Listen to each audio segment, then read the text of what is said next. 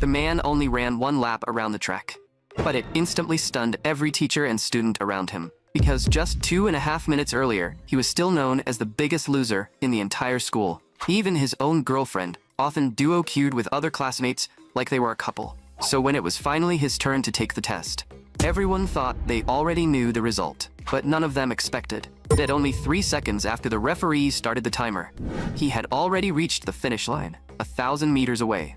What they didn't know was that just half an hour earlier, he had still been the strongest warrior on the Liyue continent. That day, armed with nothing but his sword, he finally killed the Demon King. But his girlfriend snuck up behind him with a group of people. And while he was still weak, she took his life with her own hands. This man's name was Yahello. When he opened his eyes again, he found himself in a completely unfamiliar place. And standing around him were a group of teenagers. Just as he wondered whether this place was hell, the young man beside him mocked him, saying the young master of the Ye family really was fragile, fainting the moment it was his turn to test. Another person stepped forward and sneered that he was no longer the young master of the Ye family because he had already been kicked out. The moment those words came out, the teachers and students around him erupted into laughter and ridicule. But right then, countless memories suddenly flooded his mind like streams of light. Only then did he realize that this was no longer the Liyue continent, and that he had woken up in the body of a man named Yahello. The Ye family was one of the most powerful families in this world, but the original Yahello had blocked meridians and a body that had always been weak, making him a useless failure in everyone's eyes. According to this body's memories, this world had not yet discovered the method of immortal cultivation. But all around them, there had always been a special kind of energy known as spiritual energy. The people of this world simply had no way to extract it. And although Yahello could sense its existence, the spiritual energy here was far too thin. But as someone from the Liyue continent, Yahello naturally knew the proper way to absorb spiritual energy. After he absorbed all the spiritual energy around him, the blocked meridians in his body were completely cleared, and he even grew a bit taller. As long as he cultivated to the 11th stage, he would be able to force his way back to the Liyue continent and settle the score with every single person who betrayed him. However, Yahello had only just entered the first stage of cultivation, so thinking that far ahead was still too early. For now, the most important thing was to test the changes in his awakened body and see what kind of talent this body had. With that decided, Yahello walked straight up to the teacher and said he wanted to take the 100-meter test. When everyone heard that he wanted to run the 100 meters, they immediately started laughing, because the next runner was Lin Bei. In the last test, he had been the school record holder and had even been recruited early by a sports academy. Lin Bei walked over and sneered, saying useless trash like him should stop embarrassing himself. The girl beside Lin Bei also chimed in, saying Yahello never should have picked the strongest event to test himself. Yahello didn't care about their mockery at all. Although he was only at the first stage of cultivation, a cultivator's physical strength was still far beyond that of ordinary people. Soon, both of them stepped onto their own lanes. As the starting gun fired, Lin Bei shot forward several meters in an instant. But Yahello simply stood where he was and silently counted to 5. Then he pushed off the ground with just a little force, and his whole body burst forward like a flash. In only 1 second, he directly overtook Lin Bei. But right before reaching the finish line, Yahello deliberately stopped. Just as Lin Bei was only 1 step away from the finish, Yahello finally reached out, tore through the finish line ribbon, and crossed the line. When the referee stopped the timer, even after counting the 5 seconds Yahello had waited at the start, his result was still 9.98 seconds. The entire crowd was left completely stunned.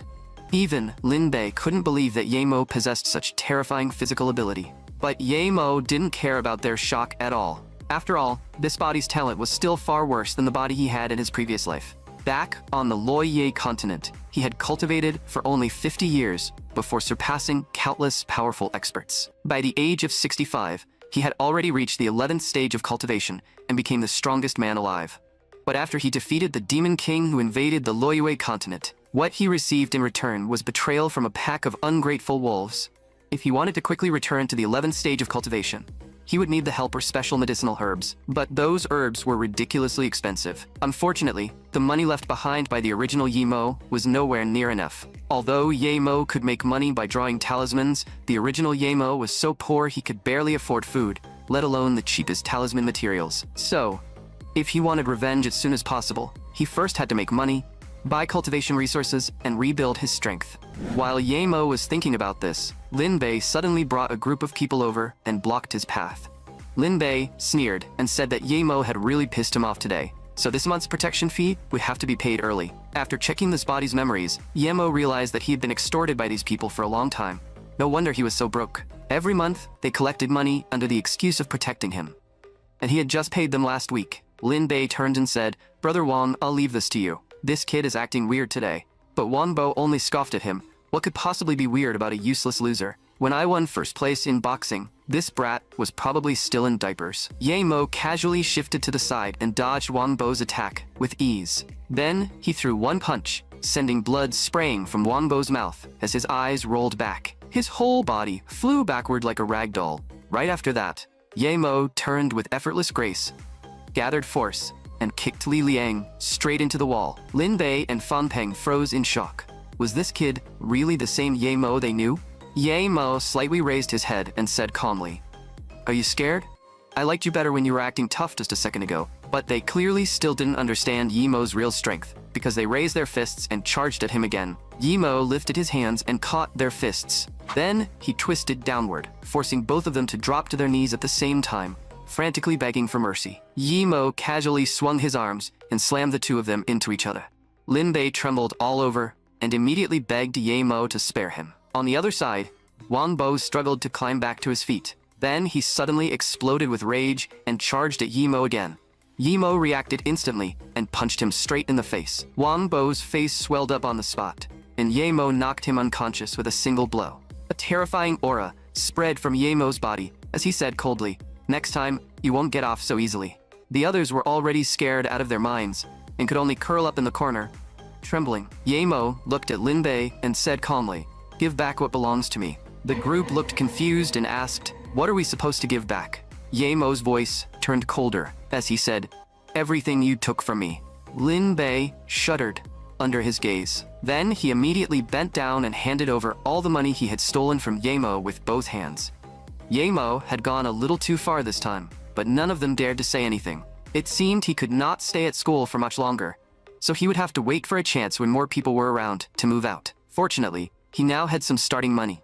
It wasn't much, but it was enough to buy a few low-level materials and make some simple talismans. And with that, Ye Mo's first step toward revenge in this world officially began. Talismans were one of the common methods used by low-level cultivators.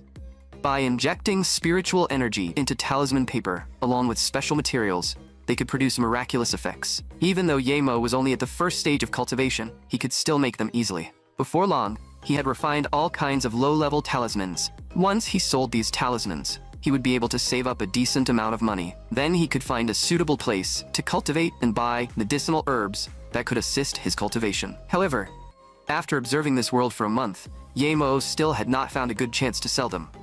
People here seemed deeply suspicious of things like this. Just when he had no idea what to do next, he suddenly saw a dying yellow dog. The dog was in terrible condition, as if it had been hit by a car. Ye Mo decided that saving a dog was still a good deed, so he took out a healing talisman. It was also the perfect chance to test the talisman's power. Soon, healing energy spread across the dog's body. The effect of this talisman was simple. It could restore damaged organs and heal physical injuries. Before long, the dog was fully revived and became energetic again. But then it suddenly glared fiercely behind Ye Mo, and Ye Mo followed its gaze as he turned around. He saw a man and a woman walking toward him, both looking well-dressed. Wang Peng anxiously said to Su Jingwen, "It's just a mutt, so what if it died?" Su Jingwen snapped back angrily, "You heartless jerk. You're the one who hit this dog. Can't you at least show some concern?" Then Su Jingwen shook off his hand and said coldly, "I never asked you to follow me. I'm taking this dog to the hospital." But the scene in front of them left both of them completely shocked. The little yellow dog was lying perfectly unharmed in Ye Mo's arms. Su Jingwen anxiously asked Ye Mo, "How did the dog suddenly recover? What exactly did you do?" But Wang Peng flew into a rage and cursed, "Where did you even come from, brat? Who told you to stick your nose into this?" Su Jingwen stared at the little yellow dog in confusion. She clearly remembered it being covered in blood after getting hit, moments away from death. But Ye Mo noticed the hospital medical record in Su Jingwen's hand. It seemed someone in her family urgently needed treatment, which made this a perfect opportunity. So, Ye Mo took out a healing talisman from his pocket and said calmly, "I healed it with this." When Wang Peng saw him pull out something like that, he became even angrier and shouted, "You con artist, don't even think about scamming me." Then he turned to Su Jingwen and said, "Don't believe this fraud. Maybe he deliberately put that dog on the road as part of his trick. But Su Jingwen suddenly asked, "Can your talisman save someone in a vegetative state?" Yahello thought to himself that she must be asking for someone in her family. A vegetative state was essentially damage on a spiritual level, and a spirit talisman that could use spiritual power to repair and rebuild the spirit body was exactly what she needed. Hearing this, Yahello took out a spirit talisman and said, "This one is especially effective for patients in a vegetative state." The method was simple too. Just throw it at the target. As for the price, the large ones were 20,000 and the small ones were 10,000. Su Jingwen was very straightforward and said, "I'll spend 50,000 to buy every talisman you just took out." But Wang Peng said to her, "I invited the top experts in the country, and even they couldn't cure her. Yet you actually believe this scammer?" After saying that, he reached out, clearly wanting to teach Yahello a lesson. Yahello grabbed his hand in one motion. Then he twisted it downward and said coldly, "I'm doing my business, and she's saving her family. If you keep running your mouth, don't blame me for being rude." With that, Yahello threw him aside. Then he turned around and accepted Su Jingwen's check, while specifically reminding her that the two yellow ones were protection talismans, and the red one was a fireball talisman. "I hope you never have to use those two." Su Jingwen turned and asked for his name. Yahello waved his hand and said, "My name is Yahello. I think we'll meet again very soon." After Wang Peng got back up, he immediately said, Wen, that guy is obviously a fraud." Su Jingwen replied, "I know this sounds ridiculous, but the person lying in that hospital bed is my mother. Even if there's only the smallest chance, I still want to try." Meanwhile, now that Yahello had the money, he could finally find a place to stay. After that, he needed to search for medicinal herbs that could help with his cultivation. But just as he was feeling stuck, Little Yellow suddenly barked sharply toward the side. Yahello followed its gaze and discovered that the house nearby was surrounded by an unusually dense amount of spiritual energy. What surprised him even more was that silverheart grass, the exact herb he needed for cultivation, was growing in the courtyard. Meanwhile, at the hospital, Wang Peng was still cursing under his breath, swearing that Yahello was a complete fraud and that he would teach him a harsh lesson if he ever got the chance. But Su Jingwen's father also spoke up, saying, "Wang Peng kindly came with you to visit your mother, and look what you did. You even got him hurt. How could you embarrass him like that? This is very bad for our family. And now you're involved with some street fraud too. Do you even know how people are laughing at you?" Because just moments earlier, Su Zhenjiang had heard the nurses gossiping, saying rich people were so easy to fool. Apparently, the councilman's daughter had spent tens of thousands downstairs to buy a talisman, and she wasn't even as smart as them. Su Jingwen said, "I just want to try one more time. If it still doesn't work, at least I'll know I did everything I could." Su Zhenjiang immediately cursed. "How many times have you said that already? Your brain must really be broken. Now you even believe in something like this? What's next? Are you going to hire a shaman to dance around the room?" Su Jingwen said with tears in her voice. "Then what about you? What have you done? How many times had you visited Mom since she fell unconscious? Back then, if you had sent her to the best hospital just a little earlier, she could have recovered quickly. But now, she's in a vegetative state. Are you satisfied? You just want me to sign the papers as soon as possible, don't you? Then you can pretend you're widowed and live happily with your mistress." Hearing this, Su Zhenjiang flew into a rage and raised his hand, ready to teach his foolish daughter a lesson. But he seemed to suddenly think of something, and the hand he had raised slowly dropped back down. Then he turned and said, "I'm going to find the nurses and have them forcibly remove the tubes." But right then, Su Jingwen took out the healing talisman. She pressed it tightly into her mother's hand. The next second, a healing light spread in every direction. Su Jingwen's mother, Zhou, immediately opened her eyes and weakly spoke a few words. Su Zhenjiang was left completely dumbfounded by what he had just seen. The next moment, he rushed out of the ward in pure joy, shouting, "Where are the nurses? My wife is awake. Come check on her right now." His shout startled the nearby doctors and nurses. A doctor quickly rushed over and said, "I will perform a full examination on Mrs. Su immediately." According to the medical examination results, Mrs. Su's body was no longer in serious danger. However, since she had been lying in bed for so many years, she definitely would not be able to get out of bed for at least the next year or so. Su Jingwen shouted excitedly, "The talisman actually worked." The moment she said that, everyone in the ward froze in complete shock. The doctor was the first to react and immediately ordered the nurse, "Quick, call Professor Lim, the Nobel Prize winner." Su Jianzong could barely believe it either. What had just happened was nothing short of a miracle. Wang Peng was completely petrified. Could that man really be some kind of immortal? and he had actually dared to brag about teaching him a lesson? Su Jingwen burst into tears of joy. So gods really did exist in this world. If she ever saw him again, she would be willing to give everything she had to repay him. Meanwhile, Ye Mo had successfully moved into that house. The spiritual energy here was dense, and the courtyard even had the herbs he needed for cultivation. This would be the first step in his plan to return to the Loyu continent. As for the people who betrayed him, he would not let a single one of them go. And to return, he had to cultivate back to the 11th stage, which meant he needed to find spirit springs and spirit materials to assist his cultivation. Those people on the Loyu continent had no idea that Ye Mo had returned from hell. Their peaceful days would not last much longer. Although Ye Mo had moved into a house filled with spiritual energy, after observing it for a while, he realized that this world's spiritual energy was slowly disappearing. At this rate, he would not be able to continue cultivating. To solve this problem, he had to find either a place containing spiritual energy or an object that carried it, and the only things that met those conditions were spirit springs and spirit materials. To his surprise, silverheart grass was actually growing in the courtyard. Silverheart grass was a type of spirit material. Unlike ordinary herbs, spirit materials could be refined into pills that helped cultivators break through and level up. Now Ye Mo only needed to wait for the silverheart grass to mature and produce seeds. Then he could refine it into a chi gathering pill and advance to the second stage of cultivation. But pill refining would cause too much disturbance and might attract unnecessary trouble, so he first had to keep an eye on the area around him. Later at the market, Ye Mo could only set up a stall and sell talismans to make money, so he could buy the auxiliary materials needed for the chi gathering pill. Although he had tried to keep a low profile while selling talismans, it seemed he had still drawn some trouble. Ye Mo keenly sensed that those people had come again. They were surprisingly patient, always keeping their distance from him. They had first appeared on the third day after Ye Mo started selling talismans, which meant this was clearly an organized and planned operation. It looked like today they had sent the most people so far. They might make their move at any moment. Since that was the case, Ye Mo simply packed up his talismans and decided to see who was so interested in him.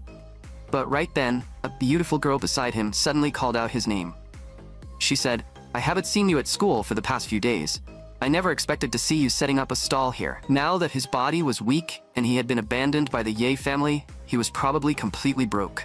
But she still never thought he would become so poor that he could not even afford school. From this body's memories, Ye Mo learned that this woman was his classmate Wang Ying, one of the few people who had ever spoken up for him.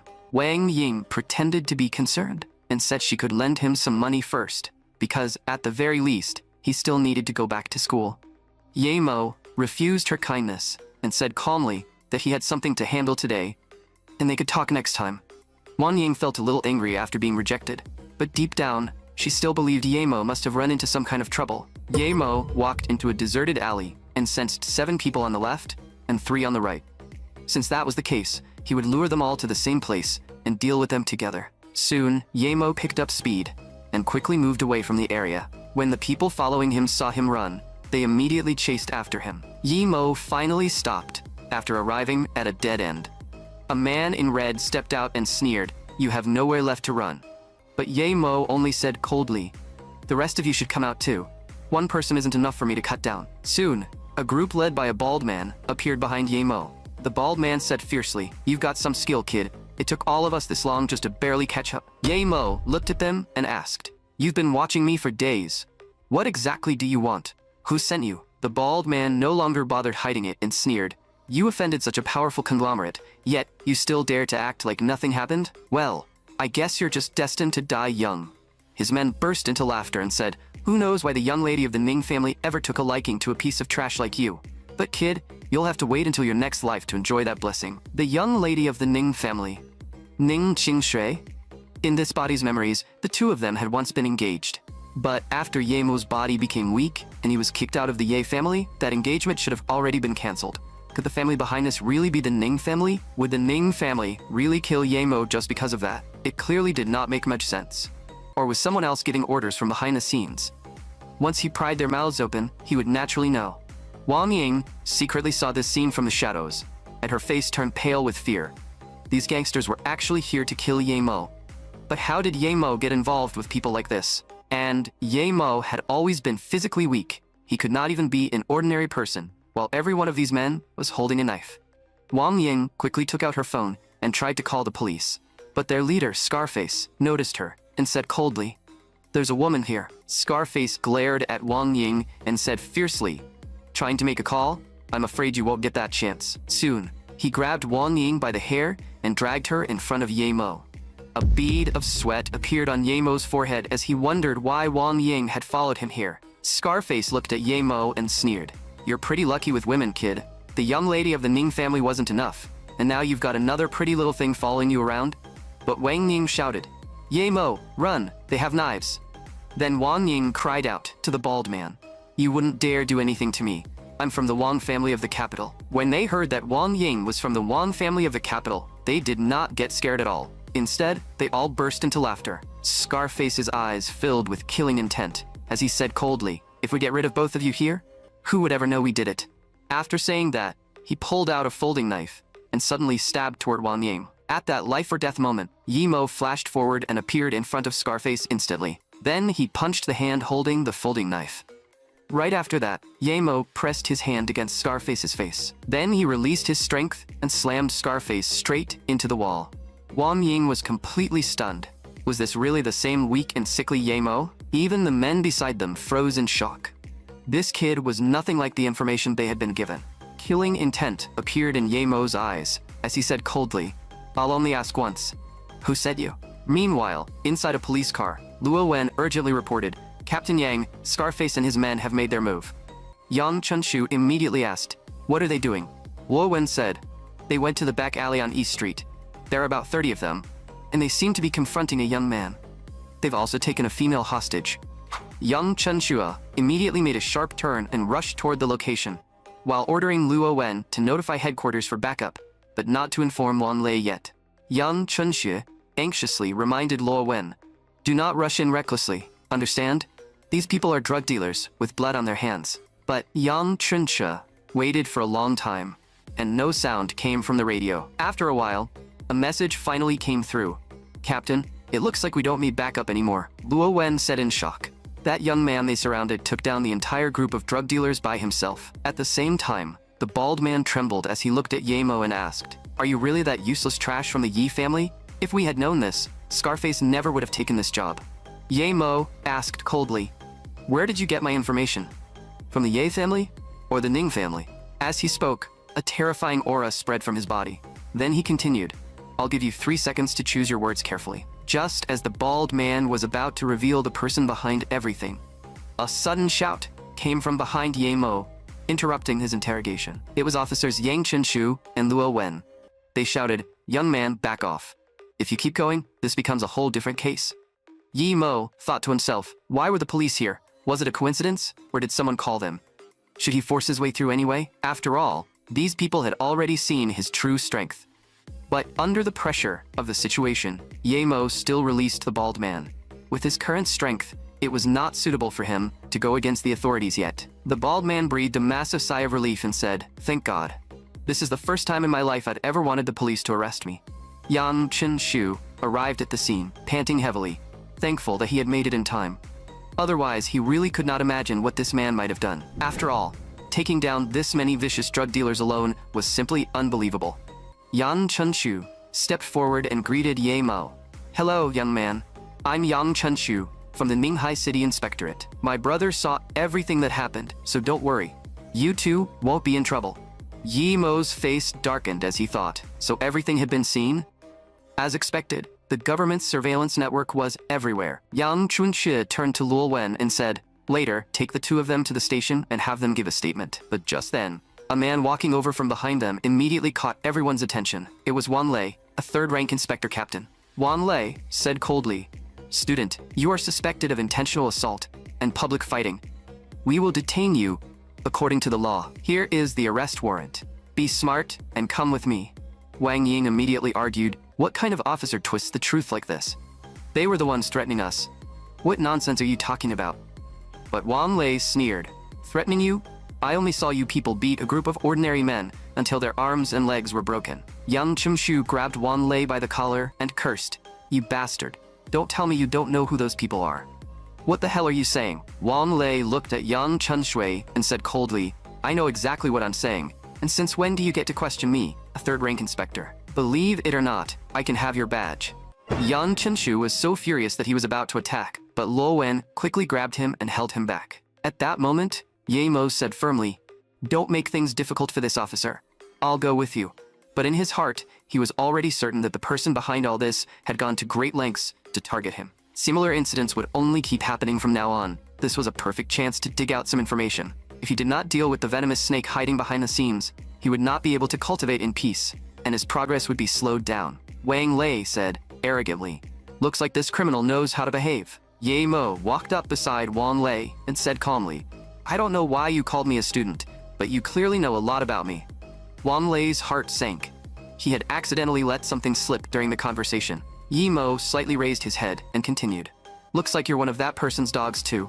So why don't you try doing your master's work and kill me right here?" Wang Lei panicked internally, but he forced himself to stay calm and said, "I don't know what you're talking about.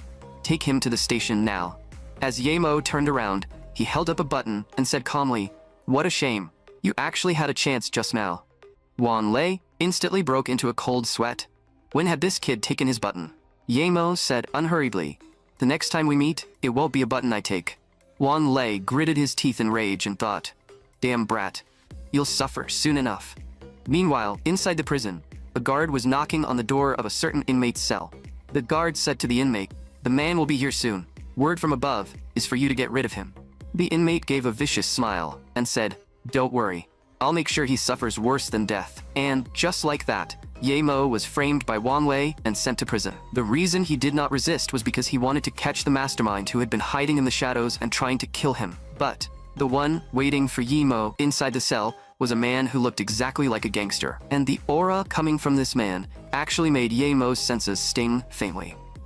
Although the aura was indeed powerful, Ye Mo could confirm one thing. What this man was releasing was spiritual energy, something only a cultivator would possess. Then the man slowly introduced himself, saying, "My name is Zhou Quan. Someone hired me to finish you off right here." The next second, Zhou Quan moved first and flashed above Ye Mo's head, but his attack missed completely. Before Zhou Quan could even fully react, Ye Mo had already pressed one hand against his face. Then, Ye Mo suddenly released his strength and slammed Zhou Quan hard into the ground. Zhou Quan seized the chance to grab Ye Mo's leg. Then he swung Ye Mo away like a rag doll. Ye Mo used the momentum to disperse the force in midair and landed steadily back on the ground.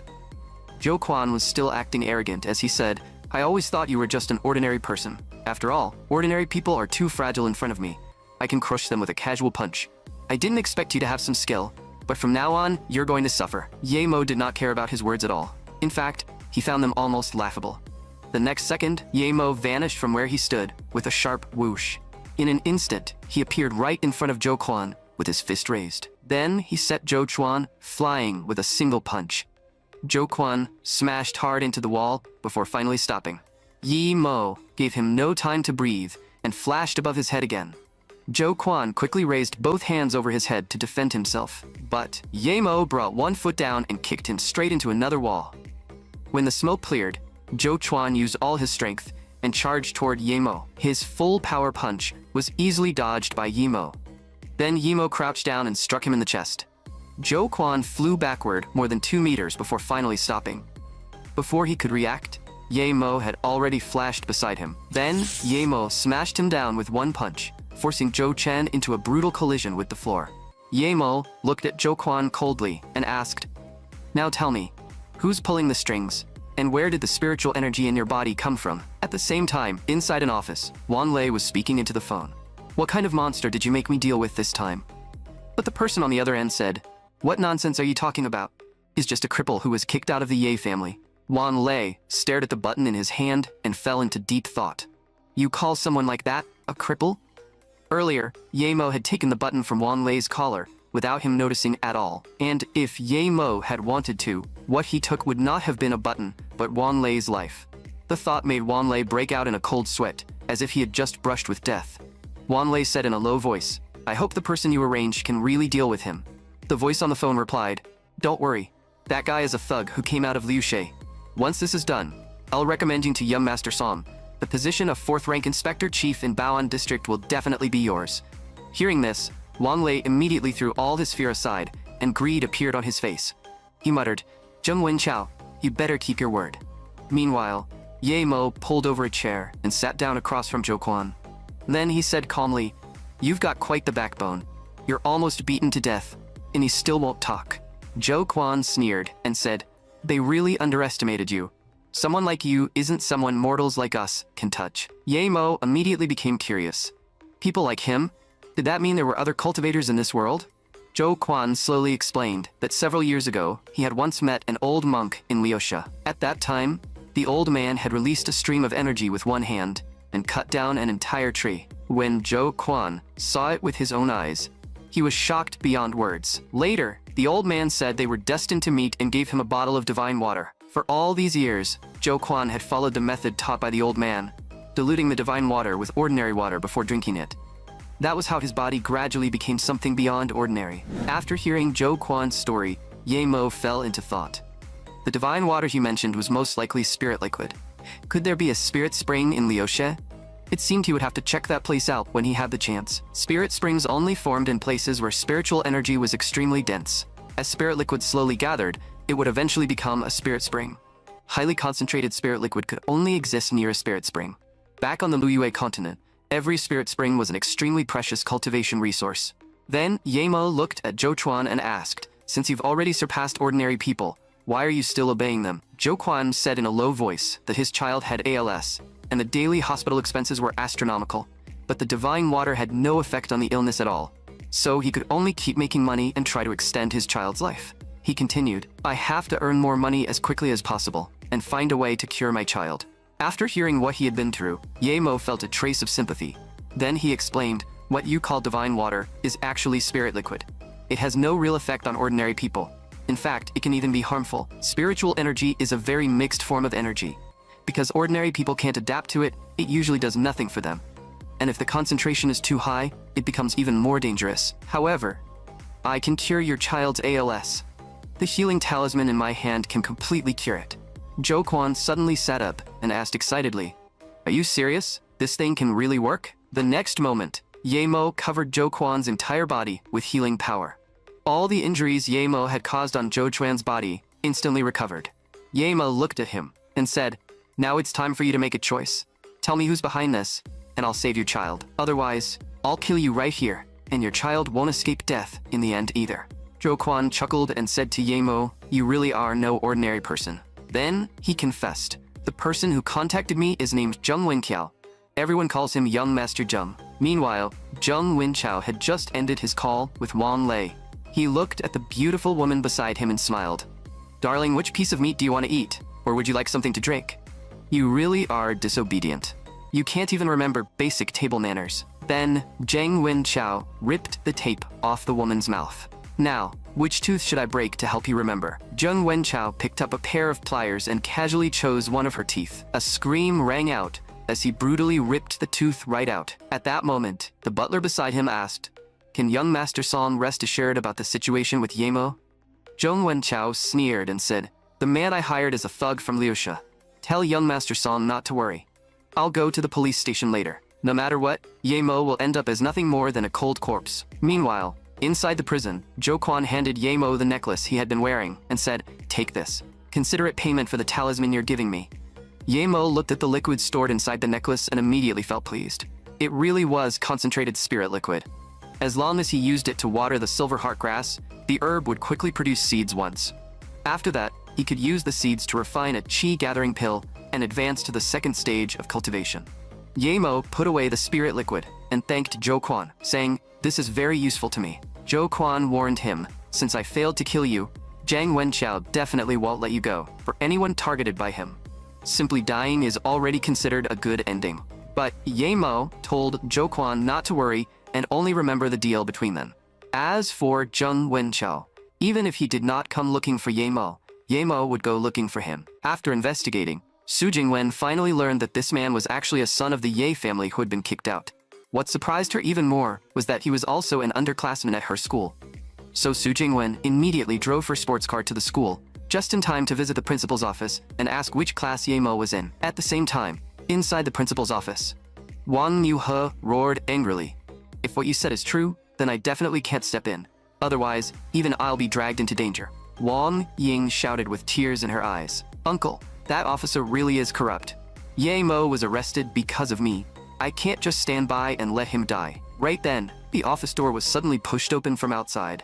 When Wang Ying saw who it was, she said in surprise, "Sister Jingwen, why are you here?" After hearing their conversation, Su Jingwen was also shocked. "Were you just saying that Ye Mo has been locked up in prison?" Meanwhile, Yang Chunxia was demanding justice from Wan Lei. He said angrily, "Wan Lei, you've gone too far. Do you know how long I've been tracking Scarface and his gang? I finally got evidence against them, and now you actually release them. You're clearly abusing your power for personal gain," Wan Lei said unhappily. "Inspector Yang, you need evidence when you speak. You can't afford the consequences of slandering your superior." But Yang Chunxu said coldly, "Don't think I don't know about the dirty things you've been doing behind the scenes." Wan Lei took a step forward and threatened him. "If you really have something on me, then go ahead and say it. I don't mind having you thrown out of this station right now." At the same time, Wang Ying arrived at Wan Lei's office with Su Jingwen. Wang Ying pointed at Wan Lei and said to Su Jingwen, "He's the one who took Ye Mo away." Wan Lei immediately became impatient. "Why does everyone think they can come here and shout at me?" Then he calmed himself down and thought, the kid from the Yi family had already fallen this far. What kind of background could he possibly have? And how powerful could these two women's backers be? Wan Lei looked at them and said, "Your friend is suspected of robbery and intentional maiming. He cannot be released yet. Please leave." Yang Chunxue immediately snapped back. "Bullshit. Since when did robbery get added to the charges?" Wang Lei said coldly. "Am I the captain, or are you? Internal files are confidential." Wang Ying shouted, "What about those criminals from before? Why aren't they here? You released them, but you're locking Ye Mo up. This is corruption and abuse of the law." Wan Lei pointed at them and said, "I have no reason to explain anything to you. If you don't leave my office, I'll detain you for obstructing official duties." But Su Jingwen slammed her phone onto the desk, then sat down on the sofa and said calmly, "Then I'd like to see exactly how you plan to arrest me." Wan Lei immediately called the guards at the door and ordered, "Take them to a holding cell to cool off. I now suspect that you are accomplices of that robber. So you will be detained according to the law. And you, Yang Chunxue, you are deliberately shielding a criminal. You are suspended, pending investigation." Su Jingwen said, unhurriedly, "You're throwing around charges pretty casually. Does Director Gang know about this?" Wan Lei suddenly laughed. "Throwing around charges? Miss, slandering a government official will only make your crime worse." Su Jingwen casually said, "But I heard those people gave Inspector Wang a hefty payoff." When Wan Lei heard this, his expression instantly turned serious. He said coldly, "Some words can bring trouble. I suggest you know when to stop." Su Jingwen asked back, "So does that mean I can also solve problems with money and power?" Wan Lei said confidently, "Of course people with money and power have privileges. Your friend's ending has already been arranged, and that can include all of you too.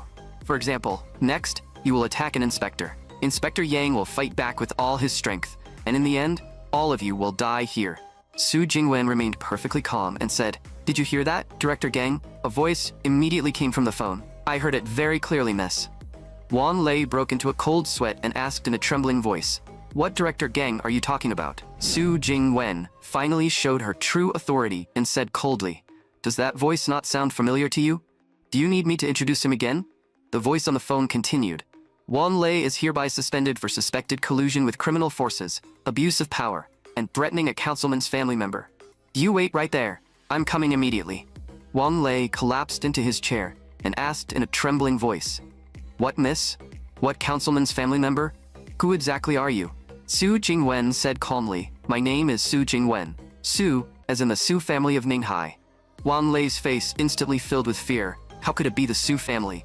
How did that kid know someone from the Su family? Meanwhile, inside the prison, Ye Mo looked at the spirit liquid inside the necklace. He could not help feeling that it was still too little. It was only enough for one breakthrough, which was a real shame. Right then, Ye Mo sharply sensed someone approaching outside the door. When he saw who had arrived, he froze on the spot. Su Jingwen and Wang Ying pushed the door open and walked in. Su Jingwen smiled and said, "Long time no see, classmate Ye Mo."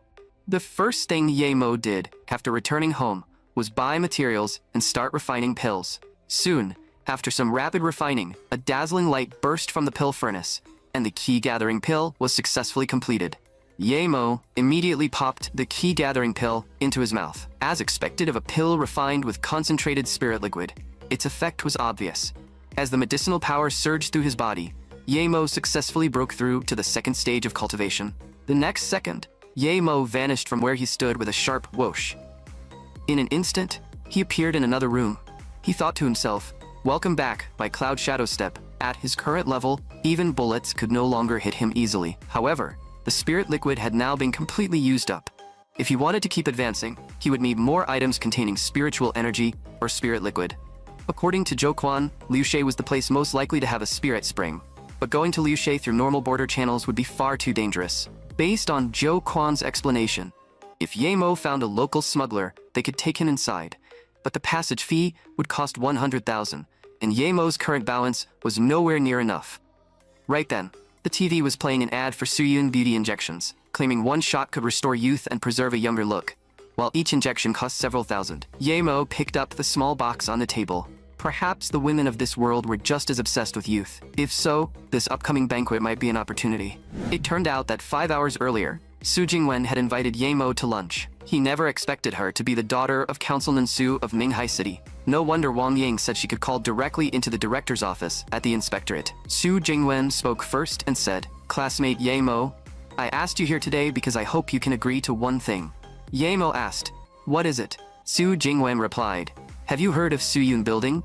Yahello nodded and said that he had. It seemed to be the headquarters of the largest cosmetics group in Minghai City. Su Jingwen invited him, saying, that building is mine. Tomorrow night, there will be a banquet on the top floor to celebrate my mother waking up. The next evening, inside the luxurious top floor banquet hall, Yahello looked at the box in his hand. Although his current cultivation level was not high enough to truly refine spiritual pills, making an ordinary youth-preserving pill was still no problem. This kind of pill was not complicated. Back on the Loye continent, female cultivators had already made it extremely common, and everyone here was either rich or powerful. As long as he sold 3 or 4 pills, he could gather 100,000. Yahello had to seize this opportunity. Tonight was his chance to build his own reputation. Right then, Su Jingwen's uncle and aunt were speaking to her mother, saying that Su Jingwen was already over 30 and should start thinking about the family by getting married. Then, Zhou Ziwen turned his attack toward Su Jingwen's eldest aunt, Zhou Yalan, saying, just look at our eldest sister. Isn't she unwanted now because she's too old? Our eldest sister was too selfish when she was young. Now that she's old and has lost her looks, she can't contribute anything to the family and has become nothing but a burden. Facing Zhou Ziwen's accusations, Zhou Yalan only stammered and did not dare to talk back. Su Jingwen immediately argued, Grandma passed away early. If Aunt Yalan hadn't spent her youth taking care of you, would she look so much older than her actual age? But Zhou Ziwen kept talking as if he had not heard her. Sister, now that you're awake, you should hurry Jingwen along too. I'm only doing this for your own good. Zhou Rong was so angry that she started coughing loudly. But Zhou Ziwen still kept rambling, saying, when a woman reaches a certain age and still refuses to marry or start a family, how is she any different from damaged goods? I think the Wang family is a good choice. Just marry Jingwen over there and save us from future trouble. Zhou Yalan finally gathered her courage and stepped forward, saying, Jingwen may have her own thoughts. You shouldn't decide someone else's life so casually. As soon as she finished speaking, Zhou Ziwen shouted at her. What thoughts could she possibly have? At her age, still thinking like this is just selfish. Does she really think running some cosmetics company can make her young again? At that moment, Yahello stepped forward and said calmly, President Su, of course she can. Calling a woman who has achieved so much in business damaged goods. You are truly ignorant and ridiculous. Zhou Ziwen broke into a cold sweat under Yahello's gaze and quickly asked, who are you? Call security and throw him out. Su Jingwen immediately introduced him. This is Yahello, the honored guest who saved my mother. Zhou Rong held Yahello's hand and sincerely thanked him for the talisman from before. Yahello smiled slightly and said, you're welcome, auntie. It was nothing. But Zhou Ziwen looked disgusted and said, what talisman? Jingwen, did you run into a scammer? Your mother woke up because of medicine, not some mumbo-jumbo. Yahello said calmly, it seems I should introduce myself. I am someone who has done a little research into time and value, and I am also President Su's business partner. Su Jingwen was stunned, thinking, since when did she have a business partner? Yahello continued, as for whether cosmetics can really restore youth, this item will give everyone the answer. Li Yuan, who had been silent the whole time, immediately mocked him and said, is this supposed to be another scam? Then Yahello walked up to Zhou Yalan and said, ma'am, could you help me with something? Please take the youth-preserving pill inside this wooden box. After saying that, Yahello handed the pill to Zhou Yalan. Zhao Ziwen immediately shouted, "That thing might be poisonous. You absolutely cannot eat it." For a moment, Zhou Yalan hesitated, but Ye Mo said softly to her, "Don't you want to know what it feels like to return to your youth?" Under Ye Mo's persistent persuasion, Zhou Yalan finally failed to resist the temptation. She took the youth-preserving pill and swallowed it in one motion. The next second, Zhou Yalan, who had looked old and worn down just moments ago, instantly returned to her youthful appearance. She stared at herself in the mirror with disbelief all over her face, never expecting that she would actually see her younger self again. Everyone around her gasped, their faces filled with shock. Soon, after seeing the effect with her own eyes, a wealthy woman immediately asked, "Can you sell it for 50,000? Right after that, the others finally reacted and began raising the price non-stop, all wanting to buy the youth-preserving pill. Zhou Ziwen immediately came up with an idea. A single youth-preserving pill was nothing. The truly valuable thing was the method to make it. As long as he got the distribution rights, he could make a huge comeback. He only needed to stabilize Yimo first and delay things until Jingwen married into the Wang family. Then the Wang family's investment would return. By that time, this pill would naturally be his for the taking." And Zhou Ziwen was not the only one with business instincts. Soon, a wealthy man spoke up and asked, "Mr. Ye, our royal group is willing to pay 200,000 for the distribution rights in your hands." Once someone made an offer, someone else naturally offered more. Another person immediately said, "You think 200,000 is enough to get the distribution rights? Our Lin group is willing to pay 1 million. At this moment, Zhou Ziwen stepped forward and said, "Mr. Ye is my niece's honored guest. Why would he cooperate with you? Mr. Yi, why don't we talk privately? I'll pay 1.5 million to buy out the exclusive rights, and afterward, we split the profits 70-30. Ye Mo asked, "You mean I get 70 and you get 30? Zhou Ziwen immediately corrected him. "No, Mr. Yi, I get 70 and you get 30. After all, it's the Zhou family's sales channels." Su Jingwen said softly, "Does the Zhou family still have any sales channels left?" Zhou Ziwen instantly panicked and asked, "What do you mean? We're family." Su Jingwen said coldly, "When you mortgaged the company Grandma left behind last week and lost 80 million trading futures, why didn't you think about family then?" Zhou Ziwen broke into a cold sweat and said guiltily, "What are you talking about? I don't understand a word." Su Jingwen picked up her phone and said, "Do I need to read out the Wang family's withdrawal of investment and the bank's debt notices one by one?" Zhou Ron said angrily, "You mortgaged the company mother left behind?" Zhou Ziwen completely panicked and asked in a trembling voice, "How do you know this? You investigated me?" Su Jingwen said coldly, "You came here today only because you wanted to beg my mother for money, just like when you took Grandma's company back then. But now, I won't give you a single cent, and you still want to get something for nothing? He doesn't have 1.5 million at all. He's lying right now." Zhou Ziwen immediately knelt in front of Zhou Rong and begged, "Sister, say something for me." "Second sister, I'm your real younger brother." But Zhou Rong said in disappointment, "Ziwen, you've disappointed me too much.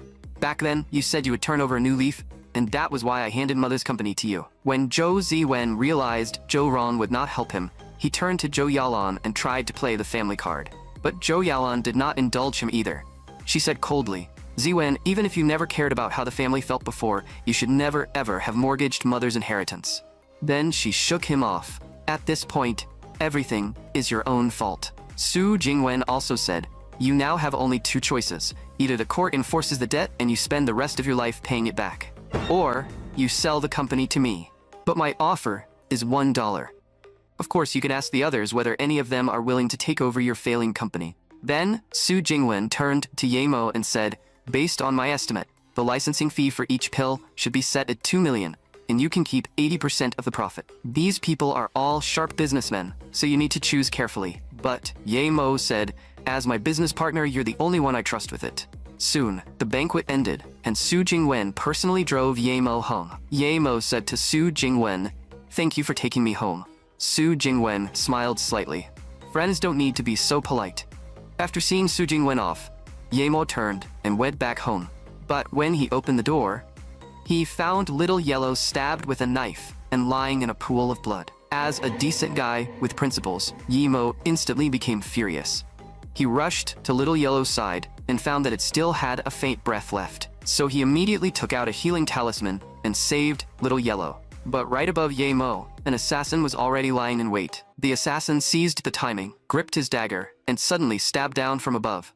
But the dagger completely missed the instant it was about to touch Ye Mo. In the split second that the assassin froze, Ye Mo lifted his leg and slammed a kick straight into the man's face. That scene left another assassin hiding nearby completely stunned. He could not even understand how his partner had been kicked away in a single instant. Realizing there were still more people around, Ye Mo immediately released an aura so intense that it made hearts tremble. Soon, another assassin rushed in and slashed at Ye Mo with a knife, only for Ye Mo to dodge it with a simple flash step. In the next second, Ye Mo introduced that man's face to the ground in a brutal, full-contact collision. But the assassins were still using the exact same routine. Ye Mo first raised his hand and snapped one man's arm. Then he grabbed the man by the throat. And in the next instant, he twisted and broke the man's neck on the spot. Once they realized close combat was useless, the remaining killers all pulled out guns. But even in the middle of a storm of bullets, Ye Mo moved like a phantom and avoided every shot with ease. Ye Mo's eyes turned ice cold as killing intent surged inside him. "You pieces of trash, I'll use your bones to smash your teeth and make you beg for death." Meanwhile, Zheng Wenchao was holding a knife and admiring the woman in front of him like prey. With a sneer, he said, "To think the woman every man in Ninghai dreams about is now lying right in front of me." At that moment, the phone beside him suddenly rang. Zheng Wenchao picked it up and said impatiently, "Is it done yet? Don't tell me you still haven't killed that brat Ye Mo." But the voice that came through the phone was Ye Mo's. He said calmly, "What a shame. Your men are asleep forever now." That made Zheng Wenchao pause in surprise. But then he sneered again and said, "I didn't expect you to give me a little surprise. Then listen carefully to whose voice this is. I have to say, the councilman's daughter is quite a treat." The moment he heard that, Ye Mo's face darkened instantly, and killing intent burst from his body uncontrollably. He forced down his rage and said coldly, "I'm coming to find you. Let her go right now. This is between you and me. She has nothing to do with it." Zheng Wenchao looked down at Su Jingwen and mocked, "Your little man's got some guts." Then he said to Ye Mo, "You have 40 minutes. After that, all of Minghai will watch her get torn apart piece by piece. As for the address, figure it out yourself." At that moment, Ye Mo's fury reached its limit. Other than his revenge from his previous life, this man had just become the second person he absolutely had to kill with his own hands. "Zheng Wenchao, we'll be meeting very soon." Then, Zheng Wenchao turned back to Su Jingwen and said, "How about we shoot a little preview first?" With that, he ripped the tape from Su Jingwen's mouth. But just as he was about to continue, strange noises kept coming from the entrance. Zheng Wenchao opened the door and asked with a frown, "What's going on?" One of his men quickly replied, "The fire system at the warehouse has been triggered." Zheng Wenchao said coldly, "I'll go check it out. The rest of you stay here and guard this place." But in the very next second, the heavy steel door was kicked wide open, with one violent blow. And before Su Jingwen lost consciousness completely, she was still softly calling Ye Mo's name. It turned out that after Su Jingwen drove Ye Mo home and started back alone, she was suddenly abducted by a group of men in black.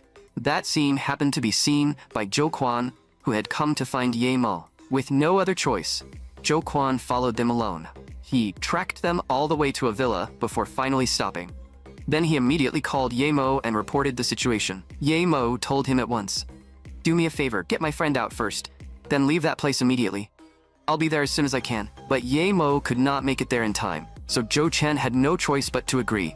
After following them all the way here, he could not just stand by and do nothing. Inside the villa, Zheng Wenchao was cursing at his subordinates. "Didn't I tell you idiots to dismantle the alarm system at the warehouse? What if the inspectors show up?"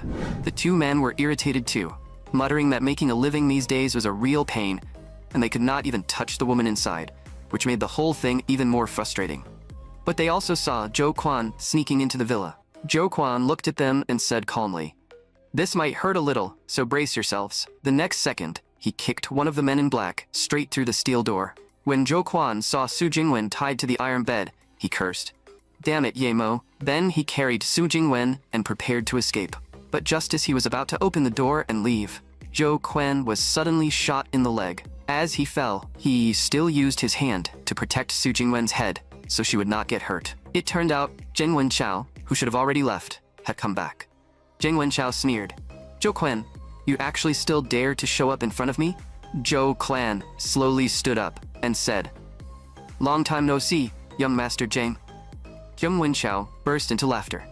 "Today really is a good day." Just thinking about how I'm going to torture you makes me so excited. Zhou Quan released his aura and said coldly, "If you want my life, you can try taking it." Meanwhile, outside the villa, Yemo finally arrived. His face was dark, and killing intent surrounded him as he appeared at the entrance. A security guard immediately stopped him and said, "Entry is forbidden." But Yemo simply threw one punch and set both the guard and the gate flying. Soon, a group of small-time thugs rushed up to stop Yemo from entering the villa. But Yemo took them all down in just a few moves. On Zhou Quan's side, he was badly outnumbered and quickly fell into a disadvantage. Covered in wounds, he cursed under his breath. "Damn it, I never should have agreed to help that brat. Looks like I won't be able to save his friend after all." Zheng Wenchao sneered, "After you die, I'll find your son and your woman and send them down to join you. Except I'll bury them with you piece by piece." Right then, Yemo kicked the main door open. He slowly walked out of the smoke. His eyes so cold, it looked like he wanted to grind Zheng Wenchao's bones into dust. Zhou Quan said weakly, "You finally came." Yemo waved his hand and tossed him a healing talisman. "Use it like I told you last time, and you'll recover." Seeing Yemo arrive, Zheng Wenchao immediately raised his gun and ordered his men to fire. At Zheng Wenchao's command, countless bullets tore through the air and shot toward Yemo. But Yemo had already reached the second stage of cultivation and mastered the Cloud Shadow step. Bullets no longer worked on him at all. He flashed forward and kicked one gunman viciously in the face. That scene made Zheng Wenchao break into a cold sweat. Yemo's speed terrified him, and he instinctively realized that if he stayed here any longer, he was a dead man. So, Zheng Wenchao immediately turned and ran toward the safe room. He sprinted with everything he had, not daring to stop for even a second. From what he had seen, Yemo's skills were something only the monsters behind major families should possess. He rushed through the long corridor and was almost inside the so-called safe room. But because he was too terrified, his hand slipped, and he entered the wrong password. Zheng Wenchao panicked and cursed out loud. The next second, Yemo sent one of his men flying straight into the security door. Zheng Wenchao trembled all over and said, "Yemo, you'd better think this through. The people behind me are not someone you can afford to offend. I can tell you clearly. The ones who want you dead this time are the Song family. The Song family is backing me." Yemo's killing intent surged as he said, "Tell me which member of the Song family. Your answer will decide how much pain you suffer next." Zheng Wenchao quickly said, "It's Song Shaowen, the young master of the Song family. There are rumors that you laid a finger on the young lady of the Ning family, and since the Ning family is now arranging a marriage alliance with the Song family, they want you dead to erase the rumors." Ning Qingxie again? If Yemo's memory was correct, he had never even met her, let alone laid a finger on her. That meant this rumor had been a setup against him from the very beginning, and judging from the current situation, the ones who spread it could only be the Song family. Zheng Wenchao still had the nerve to say, "Yemo, let me go. It's better for both of us. There are plenty of people like you in the Song family. Even young Master Song himself has strength just like yours. Song Shaowen, the Song family, and cultivators." That was something Yemo had not expected. Zheng Wenchao continued, "As long as you spare me, I can help you survive. You'll understand my value in the future." But Yemo looked at him with disdain and said coldly, "Your value?" Then he punched Zheng Wenchao in the face, sending him crashing through the iron door and into the safe room. But when Yemo saw that the safe room was filled with abused women, the nameless rage in his heart was completely ignited.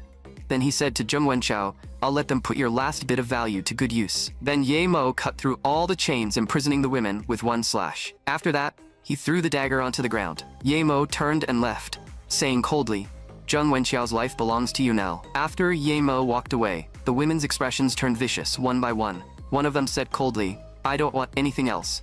I only want to send you to hell one cut at a time." Meanwhile, Yemo had already healed Su Jingwen with a healing talisman. Then he said to Zhou Quan, "Leave quickly.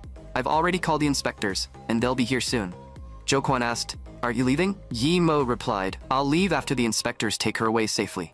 Zhou Quan then asked, "Now that you've gotten the answer you wanted, what are you going to do next?" Yemo said calmly, "Wait for the right moment, find out everything about Song Shaowen, and then finish him off for good." To repay Yemo for saving her, Su Jingwen specially had someone deliver an invitation to him. Yemo called her and asked, "Why did you buy me a suit? And this invitation is from the Zhou family. Do I really need to go?" Su Jingwen replied, "Of course you need to go. First, the Zhou family controls the largest pharmaceutical group in Minghai. Going there will be very beneficial. for the future development of our youth-preserving pills. Second, your ex-fiancé will also be there. Yemo froze slightly when he heard the words ex-fiancé. Then he asked, are you talking about Ning Qingxie, the young lady of the Ning family? Soon, the day of the banquet arrived. Yemo looked at the two guests nearby. One was Pierce, the general agent of Ace's group, and the other was Ju Hunter, the chairman of Janhei group. Both of them were major figures capable of shaking Minghai's business world. Would people like them really care about the Zhou family of Minghai? Su Jingwen said, you came from a major family too. Don't you understand how much power these families have? The title of being related to the Ning family alone is enough to make these people fight for a connection. And today, the one coming is the young lady of the Ning family herself. Before long, Zhou Na, the head of the Zhou family, walked into the banquet hall with Ning Qingshu. Ye Mo looked at Ning Qingshu as she walked toward him and sensed spiritual energy coming from her body. Could this woman be the former fiancée of this body? She was actually a cultivator too. Did these major families all have their own cultivation methods? And the spiritual energy on her body was not hidden at all. Was that because she was confident? She should know plenty about Song Shaowen, so Ye Mo could find a chance to ask her about him. Su Jingwen took the initiative to greet Zhou Na and brought out a gift. She said, Aunt Zhao, on behalf of my mother, I brought you our company's newest youth-preserving pill. I hope it can help you stay young forever. Zhou Na picked up the youth-preserving pill and was immediately amazed. Its quality was already close to the level of a true spiritual pill. The alchemy skill of whoever refined this pill must have reached an extremely profound level. She could not help asking Su Jingwen, I know most of the masters in the alchemy world, and I've met many of them. May I ask which master made this pill? Su Jingwen immediately introduced Ye Mo. Aunt Zhou, this pill was personally refined by my business partner and friend. His name is Ye Mo. When they heard the name, Ye Mo, both Zhou Na and Ning Qingshu looked shocked. Zhou Na said in surprise, You're Ye Mo. You've grown so much. I even held you when you were little. I really didn't expect this pill to be made by you. When Ning Qingshu saw her aunt praising Ye Mo so highly, she felt displeased. Then she said to Zhou Na, these kinds of techniques are useless in the major families. You know very well that what major families truly value is cultivation. Otherwise, with your ability, you would have become an external elder of the Ning family long ago. Ye Mo thought to himself. So these major families really have mastered cultivation methods. However, their methods are still rough and cannot compare to the cultivation system of the Loyue continent. Ning Qingshe continued, Aunt, with his current status, even if he has these techniques, it won't get him anywhere. Zhou Na could not help asking, I truly didn't expect your alchemy skills to be this profound. May I ask who your master is? Her question reminded Ye Mo of his past on the Liyue continent. His master? That memory had already become blurry. Ye Mo looked up at Zhou Na and said calmly, I don't have a master. I just practiced for fun. Right then, Song Shaowen also arrived at the banquet and slowly walked toward Ye Mo and Zhou Na. When Zhou Na saw him, she said, I didn't expect you to come too, Shaowen. The moment Ye Mo heard that name, he froze. Speak of the devil, and he appears. After Song Shaowen noticed Su Jingwen, he asked Zhou Na, and this is? Zhou Na introduced her. This is Su Jingwen, the young lady of the Su family. Song Shaowen seemed interested in Su Jingwen, so he stepped forward and said, Hello, Miss Su. I'm Song Shaowen. But Ye Mo reached out first and shook Song Shaowen's hand. Song Shaowen looked confused and quickly asked who Ye Mo was. He was actually pretending not to know him? Ye Mo wanted to see just how far he could keep up the act. According to Zheng Wenxiao, Song Shaowen was a cultivator. So Ye Mo released his own aura and answered calmly, My name is Ye Mo. Most cultivators would deliberately hide their spiritual energy fluctuations to conceal their strength. Only under special circumstances, or when someone could not store spiritual energy properly, would obvious fluctuations appear. But the spiritual energy inside one's meridians could not be fully hidden. As long as Ye Mo sent his own spiritual energy into the other person's meridians, he could detect it immediately. Yet after Ye Mo used spiritual energy to examine Song Shaowen's body, he discovered that the man's meridians were completely empty. There was no spiritual energy inside him at all. Song Shaowen was not a cultivator. Song Shaowen said calmly, Mr. Ye, it's a pleasure to meet you. Then he turned and asked, How has Ning Qingshu been lately? This made Ye Mo feel even more confused. Because when Song Shaowen spoke, there was no fluctuation in his meridians at all. He did not seem to be lying. And after hearing Ye Mo's name, he did not even show the slightest killing intent. Could it be that the person who wanted Ye Mo dead was not him? Soon, the dancing segment of the banquet began. Song Shaowen was not a cultivator after all. Had Zheng Wenxiao lied to Ye Mo? But what would be the point of lying about that? When Su Jingwen saw Ye Mo coming out of the restroom, she was about to walk over and speak to him. But at that moment, a man suddenly interrupted and asked, "Miss Su, may I have this dance?" Su Jingwen refused directly. "I'm not interested." Another man beside him whispered, "Are you crazy? That's Su Jingwen, the young lady of the Su family. She doesn't just talk to anyone." Over the years, countless men have been rejected by her. She even rejected the eldest young master of the Fang family. But the moment he finished speaking, he was instantly proven wrong. Su Jingwen actually reached out first and invited Ye Mo to dance. The two men were instantly filled with disbelief. Even Ning Qingshui was briefly stunned when she saw this scene. Meanwhile, Song Xiaowen had already left the banquet. He got into the car alone and ordered his bodyguards not to let anyone approach the vehicle. The bodyguards found this very hard to understand, because every time Song Xiaowen went out, he would send everyone away like this. Even his personal bodyguards were not allowed near him. No one knew what he was doing alone inside the car. It was said that anyone chosen to become young Master Song's personal bodyguard would later become very strange. Some couldn't even recognize their own families, as if they had become completely different people. And every few days, young Master Song's personal bodyguard would be replaced, while the previous ones always vanished without a trace. Right then, the bodyguard inside the car suddenly slapped Song Xiaowen across the face. The bodyguard cursed coldly, "You idiot! How dare you shake another woman's hand right in front of King Shui?" Song Xiaowen quickly lowered his head and apologized. Then, the bodyguard slowly turned the ring on his finger. The next second, the bodyguard's facial features began twisting wildly, and right after that, the real Song Xiaowen appeared before them. Then, Song Xiaowen stepped out of the car. The bodyguard nearby noticed something strange and thought to himself that it was just like the rumors.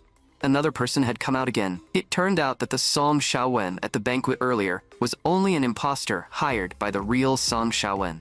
When Song Xiaowen returned to the banquet, Ye Mo and Su Jingwen's dance had just ended amid everyone's cheers. Zhou Na said to Ning Qingxue, "I didn't expect Ye Mo to be good at dancing too. Why didn't you notice that before?" Ning Qingxue shook her head and said, "What use is dancing? In the end, he's still an ordinary person. He can't compare to cultivators at all." But Zhou Na smiled and said, "Yet you seem to be staring at him the entire time." At that moment, Song Xiaowen walked over as well and commented with a smile, "Mr. Ye seems to be quite good at dancing." Zhou Na asked Song Xiaowen, "Do you really not know Ye Mo?" Song Xiaowen replied, "This is truly my first time meeting Mr. Yi." Zhou Na said calmly, "With the Song family's far-reaching power, are you telling me you couldn't find out the background of an abandoned son of the Yi family?" Song Xiaowen laughed and said, "Aunt Zhou, you're joking. Ninghai City is your territory. I wouldn't dare step on your toes." Zhou Na said coldly, "I'm not interested in the methods of your major families, but Ye Mo's talent in alchemy is very high. I simply want to preserve a seed for the path of alchemy. From now on, I won't ignore matters involving him." Song Xiaowen's expression immediately darkened. He thought to himself that this old woman actually dared to threaten him. If it were not for Ning Qingshui, he would have put her in her place long ago. And that useless trash Ye Mo too. Sooner or later, he would grind Ye Mo's bones into dust. Meanwhile, two rich young men were discussing how Ye Mo had come to the banquet only to leech off the Ning family. Although they were only talking nonsense, Ming Qingshui happened to hear part of it. Then Ming Qingshu slammed her wine glass onto the table. After that, she told Zhou Na, "I'm tired. I'm going back to rest." Ning Qingshe walked over to Ye Mo and coldly called his name. She said, "I know exactly what you're planning, but I advise you to give up that thought. The relationships between major families are complicated beyond your imagination, and their strength is far beyond what you can picture. Trying to get close to me to deal with the Yi family is useless." Ye Mo looked completely innocent, wondering what this woman was even talking about. Ning Qingshu also reminded him, "Just focus on refining pills. Alchemy may not be very useful, but at least it's enough for you to make a living. I hope you know what's good for you." Ye Mo slowly said, "Know what's good for me? Are you talking about me or yourself?" Ning Qingshu was filled with confusion when she heard this and could not help stopping in her tracks. Ye Mo continued, "The spiritual energy on your body isn't being released on purpose, is it? It's because you're almost unable to suppress it." Ming Qingsha's cold facade instantly shattered. "How do you know what's happening to me?" Ye Mo said calmly, "This kind of domineering cultivation method does absorb spiritual energy quickly, but it's basically a death warrant. In other words, your body is already close to breaking down." Ning Qingshui asked in shock, "How could an ordinary person like you know that?" Yemo replied, "Not only do I know, but I can also help you solve the problem inside your body." Ning Qingshu said coldly, "Why should I believe an ordinary person like you?" Yemo said calmly, "You don't have to believe me. I'm not the one in a hurry, but you don't have much time left." Yemo's words frightened Ning Qingshu so badly that her face turned pale. He walked up to her and said softly, "You can treat this as a deal. I need you to do me a favor. Deliver a small item to Song Xiaowen for me." And this scene of Yemo standing so close to Ning Qingshe was caught perfectly by Song Xiaowen in the distance. Seeing Yemo and Ning Qingshe looking so intimate made him grit his teeth in hatred.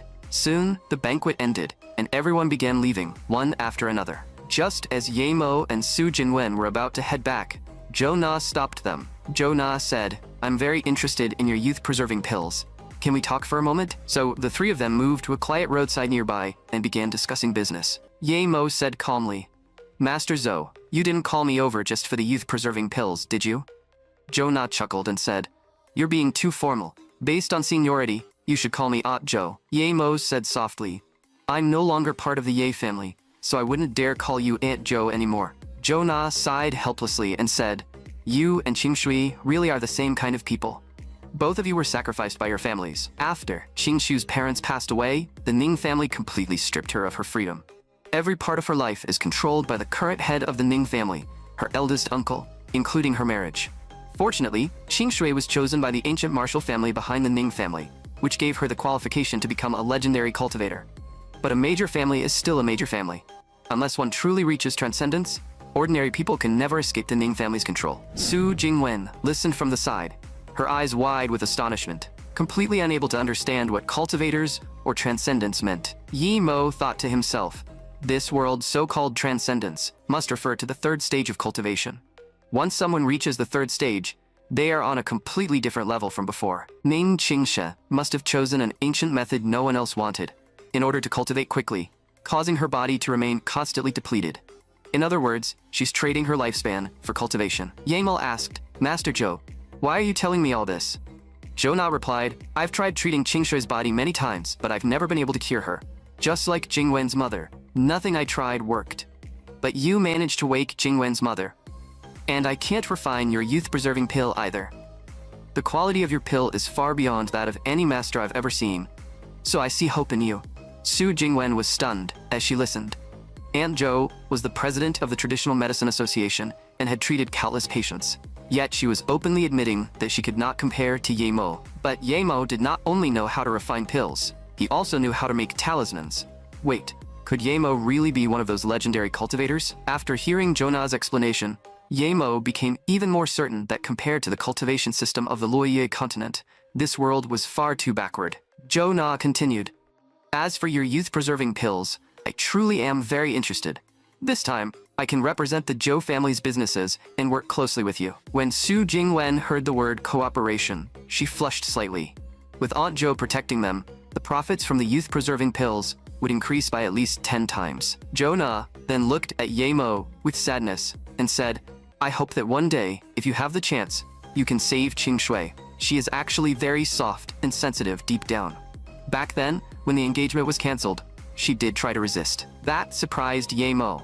So the cancelled engagement had not been Ning Qingshe's own decision after all. Right then, Song Xiaowen walked over to them.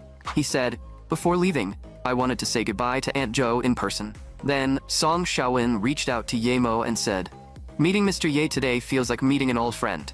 I look forward to seeing you again." Ye Mo also replied politely, "I believe we'll meet again very soon." But the instant Ye Mo touched Song Xiaowen's hand, he felt both shocked and confused, because spiritual energy had appeared inside Song Xiaowen's body again. Soon, everyone headed home, and Song Xiaowen returned to his car as well. Just as he was about to get in, a bodyguard beside him said, "Young Master Song, the gift Miss Ning had someone deliver earlier has already been placed in the car." Song Xiaowen looked at the gift box in front of him and froze.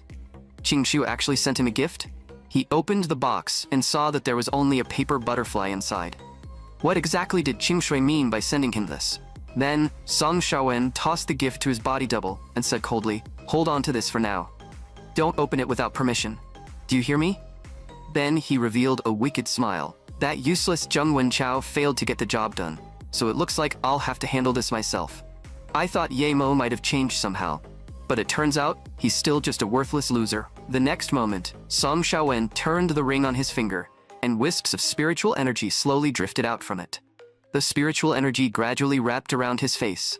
In the next second, Song Xiaowen transformed into someone with the exact same face as Yahello. The body double looked at Song Xiaowen's murderous aura and trembled all over. But what Song Xiaowen did not know was that the paper butterfly was actually a tracking rune Yahello had prepared in advance. Meanwhile, on the rooftop of the Song family building, Yahello was standing at the very top. He took out the tracking rune and said coldly, "Song Xiaowen, I told you we'd meet very soon." After the tracking rune pointed toward this building, it stopped moving completely, which meant the target was inside. Then Yahello leaped forward. He plummeted from the top of the building. Starting tonight, he would officially take action. Shortly before this, after Jo Na returned to her villa, she was sorting through the gifts from the banquet. But right then, Jo Na suddenly sensed an extremely dense killing intent nearby. A monk beside her said, "As expected of the former genius of the Baizik House sect, even though you're badly injured and your realm has fallen, your sensitivity to spiritual energy is still as sharp as ever." Jo Na asked coldly, "Who are you? Why did you sneak into my home?" But in her heart, she was already calculating that if there was only one cultivator, she might barely have a chance to escape. Unfortunately, another fat monk slowly walked over from the other side. When Jo Na saw that two cultivators had come, her expression sank. "You really think highly of me. May I ask why the two masters have come here today?" They said, "As monks, we do not enjoy killing and fighting. So, please come with us, Master Jo." But Jo Na did not surrender without resistance. She immediately activated her spiritual energy and made her overlord flower release a cloud of poison. The two monks sensed danger and quickly covered their mouths and noses. Jo Na seized the chance to escape, thinking that against two cultivators, she had absolutely no chance of winning. But just as Jo Na was about to run, an even more dangerous aura appeared behind her. That person grabbed Jo Na and dragged her back. When Jo Na saw the spell he used, her face filled with shock. "Are you from the hidden sect?" The man said coldly. "That's right. The very hidden sect that destroyed the Bai Cow sect back then." Jo Na immediately denied it. "No, you're definitely not from the hidden sect. Who exactly are you?" When Jo Na turned around and saw who it was, she was filled with disbelief. "How could it be you?" The other person said calmly. "Why couldn't it be me?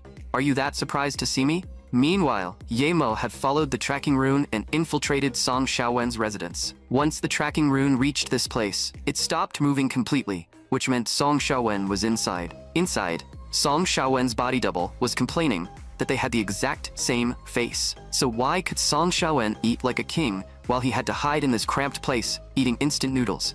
The more the body double thought about it, the angrier he became. "All of you deserve to die. Sooner or later, I'll take over your identity."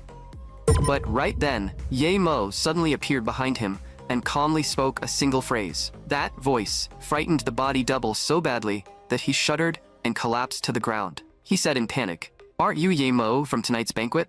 I'm Song Xiaowen of the Song family. I'm warning you, don't come any closer." Yahello said coldly, "You're fake. There's no spiritual energy in your body. Tell me where the real Song Xiaowen is." After getting the answer from Song Xiaowen's body double, Yahello left immediately. He had not expected Song Xiaowen to possess a spiritual artifact that could disguise him. A spiritual artifact was an item with special abilities. These objects had to remain in an environment rich in spiritual energy during their creation, allowing spiritual energy to be stored inside them. But only someone at the 4th stage of cultivation or above could forge spiritual artifacts. And with how thin the spiritual energy in this world was, artifact forging should be impossible, unless the Song family possessed a spirit spring. After dealing with Song Xiaowen, Yahello had to head to Liuxie as soon as possible to find a spirit spring and raise his cultivation level. Right then, a group of men carrying weapons blocked Yahello's path. They sneered and said, "Someone paid good money to have your legs broken. Are you going to do it yourself, or should we help you?" Yahello looked at them like they were idiots. He really did not expect there to be people this eager to die. The leader immediately cursed, "What the hell is that look?" Soon, he ordered the men beside him to charge at Yahello. But the first two men who rushed forward were blasted away like cannonballs. That scene scared the leader so badly that his legs went weak and he nearly wet himself on the spot. As for Yahello, he took down more than a dozen men in just a few moves. He looked at the leader and asked coldly, "Who sent you after me? Answer honestly." The next morning, Ning Qingshu brought her men to Jo Na's villa to search for clues and figure out who had kidnapped Jo Na. One of her men held a laptop and said, "Miss Ning, we've pulled up the rooftop surveillance footage. That group climbed over the wall at around 1 o'clock this morning. After that, a struggle took place in Master Joe's glass garden on the rooftop. The footage is limited, but for now, we can assume Master Joe was kidnapped. Although the footage only shows part of the incident, the process is clear. There were 3 attackers, and one of their faces was clearly captured by the camera. When Ming Qingshu saw that face, her expression instantly darkened, because the person shown in the surveillance footage was none other than Ye Mo, the abandoned son of the Ye family whose engagement with her had been cancelled. Before long, Ning Qingxie had her driver take her to Ye Mo's residence. Her face was filled with killing intent. Ye Mo actually dared to attack her family, and she would make him pay for it. The one who greeted her was an injured man. He asked respectfully, "Are you here to see young Master Yi?" Ning Qingxie said coldly, "You're Ye Mo's men? Take me to him." But in her heart, she thought that he even had subordinates now. As expected, Aunt Joe's kidnapping must have been his doing. The man said respectfully, "Young Master Yi is in the courtyard." Ning Qingxie looked at the people filling the courtyard and felt confused, because they were all ordinary men. And in the courtyard, the leader from yesterday was respectfully serving tea to Yi Mo. When Ming Qingxi saw Ye Mo, she immediately called his name out loud. Ye Mo was also surprised to see her there. Ming Qingshu said coldly, "Ye Mo, since you're only an ordinary person, I'll give you one chance. Tell your men to hand over my aunt unharmed, and I'll let this slide." Ye Mo was instantly confused. "What? My men? Your aunt? What are you talking about?" Ning Qingshu pointed at Ye Mo's chest and said, "Why did you kidnap my aunt?" Only then did Ye Mo understand. "You mean Master Joe was kidnapped, and you think I did it?" Ning Qingshu said coldly, "Are you still playing dumb? I already have the surveillance footage. You didn't expect your crime to be recorded so clearly, did you?" Ye Mo looked at the footage and fell into thought. Someone had used his face to kidnap Zhou Na. It had to be a disguise created with a spiritual artifact. Song Xiaowen was trying to turn him and Ning Qingshe against each other. Ning Qingshu gathered a huge amount of spiritual energy in her hand and said coldly, "Hand over my aunt right now, or I'll show you what a cultivator can do." Ye Mo explained, "The footage was taken at 1:30 in the morning, but I wasn't at your aunt's place at that time. I know you won't believe me easily, but these men sent by Song Xiaowen can testify for me." Ning Qingshe looked shocked. "These people were sent by Song Xiaowen? They're not your men?" The leader quickly said, "These are our chat records with young Master Song's side. They can prove that young Master Ye was indeed with us last night. Young Master Song told us to bring young Master Ye in for a little chat, and after that, he was supposed to personally take young Master Ye away." Ming Qingxie looked at Ye Mo and asked, "Then how do you explain your face appearing in the surveillance footage?" Ye Mo said calmly, "It just so happens that I recorded a video somewhere else too. I originally kept it as evidence and a backup. You should take a look." In the video, the man said, "My name is Xian. Right now my role is to act as Song Xiaowen's double. I usually help Song Xiaowen check whether the surroundings are safe, and during Song Xiaowen's entrance at tonight's banquet, I was the one who replaced him. The real Song Xiaowen would use the ring on his hand to change his face, disguising himself as a subordinate beside the double. Only after confirming that it was safe would he reveal his true identity." This shocked Ning Qingxie. Song Xiaowen actually had the ability to change his appearance.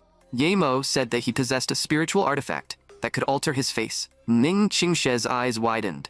A spiritual artifact? Even among the major families, such items were extremely precious treasures, usually passed down through generations as one-of-a-kind heirlooms.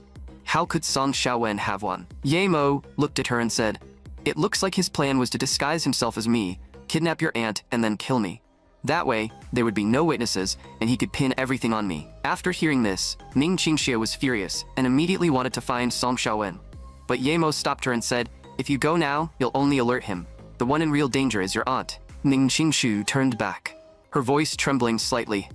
"Then what are we supposed to do? We can't just sit here and wait." Ye Mo said calmly, "Since he has already arranged everything, we might as well use his plan against him. Let's lure him into his own trap and give him a taste of his own medicine." After that, Ning Qingshui disguised herself as one of Song Xiaowen's subordinates and brought Ye Mo to the location Song Xiaowen had specified. When Song Xiaowen saw them, he burst into laughter. "Mr. Ye, we meet again." Ye Mo asked, "What exactly are you planning to do to me?" Song Xiaowen sneered. "Mr. Ye, I bet you never thought this day would come. Where did all that confidence from the banquet go? You filthy bug. How dare you speak to Ning Qingxie right in front of me? My biggest mistake was letting that useless Zheng Wenxiao handle this." That's why you managed to live this long. Yemo asked, so Zheng Wenxiao really was connected to you. What exactly is your reason for targeting me like this? Song Xiaowen revealed a sinister smile. You want to know the reason? He threw his head back and shouted, because a useless trash like you was once Ning Qingshe's fiancé. Something that ridiculous is the greatest stain of my life. A perfect woman like Ning Qingshe was born to belong only to me, Ye Mo said coldly. Just because of that, you wanted me dead? But Song Xiaowen said, killing you directly now would be too much of a waste. Then he summoned his shadow and sneered, a mortal like you has probably never seen a miracle like this in your entire life. Ye Mo thought to himself, is this thing some kind of summoned creature? Song Xiaowen continued, in my original plan, that old woman Zhou Na wasn't even part of this. Although her cultivation method is crippled, her body is a rare life energy vessel. As long as I feed her to my shadow, I'll fully step into the cultivation realm and become what you people call a god. Ye Mo looked at him and asked, then why keep me alive? Wouldn't killing me directly be better for you? Song Xiaowen smiled disdainfully. By now, Ning Qingshu is probably searching everywhere for you. Wanting to kill you herself, I deliberately left behind the surveillance footage of Zhou Na being kidnapped. As he spoke, he turned the ring on his finger and wrapped spiritual energy around his face. In the next second, his face instantly became identical to Ye Mo's. He looked at Ye Mo and sneered, after all, you are the culprit who kidnapped Zhou Na and eventually killed her. Ye Mo suddenly chuckled. So you really just confessed to everything? Song Xiaowen looked confused. What do you mean by that? Ye Mo casually broke free from the ropes binding his hands, then said to the person behind him, you heard everything clearly, right? Ning Qingxie stopped pretending and removed her mask and hat. Her killing intent no longer restrained. She said coldly, I heard every word. I never expected Song Xiaowen to be such a despicable coward. When Song Xiaowen saw Ning Qingshui, he was instantly shocked and quickly explained, your aunt is safe. I never planned to do anything to her. What I said earlier was just a joke. Ning Qingshu instantly released the energy fluctuations inside her body and said coldly, there's nothing left to explain. Song Xiaowen, hand over my aunt right now, or the Ning family will never let the Song family get away with this. Song Xiaowen roared, Ye Mo, you actually dared to play me? Ye Mo chuckled softly and said, you were the one who said it yourself. I didn't play you. I can only say that you're simply too stupid. Song Xiaowen. Then, Ning Qingshui looked at Ye Mo and said, this is as far as you go. You can step back now. I've already notified the Zhou family. This is no longer something an ordinary person like you can interfere in.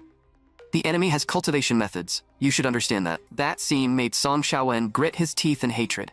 He thought to himself, Ye Mo actually dares to act so intimate with Qingxiao right in front of me. He immediately ordered the fat and thin monks to kill Ye Mo. Ning Qingshe instantly stood in front of Ye Mo and spread the energy inside her body outward. The fat and thin monks were forced back by the impact. Song Xiaowen took out his phone and said coldly, Ning Qingshui, you'd better think carefully. Zhou Na is still in my hands. If you keep getting in my way, I can make one phone call and have her killed at any moment. Are you going to protect Ye Mo or your aunt? Ning Qingshu was shocked. She never expected Song Xiaowen to threaten her with her aunt. But Ye Mo said softly to her, you don't need to worry about Zhou Na. I've already had someone rescue her. Song Xiaowen froze in disbelief. How is that possible? I arranged so many people. How could she be taken away without anyone noticing? But when he looked at the empty room on his phone, he realized Ye Mo was telling the truth. Where had all those idiots gone? It turned out that 15 minutes earlier, the body double had gathered all the men guarding Zhou Na. Then, he told the leader, I'm going to make a call. Wait here. He carefully looked around, and only after confirming that no one had followed him did he take out his phone. And the content on the phone was actually the body double reporting information to Ye Mo. This made Song Xiaowen furious. He cursed internally. That idiot actually dared to betray me. Ning Qingxie was shocked as well. Ye Mo had even considered this step and saved her aunt so easily. She wondered, is he really still the same useless Ye Mo from before? Song Xiaowen immediately ordered, you two, kill Ye Mo. I'll hold Ning Qingshu back. The two monks rushed toward Ye Mo and Ning Qingxie with shocking speed. But even faster than them was Song Xiaowen's binding spell. The spell instantly trapped Ning Qingxie as she tried to stop them. Worried about Ye Mo's safety, Ning Qingshu shouted, Ye Mo, run!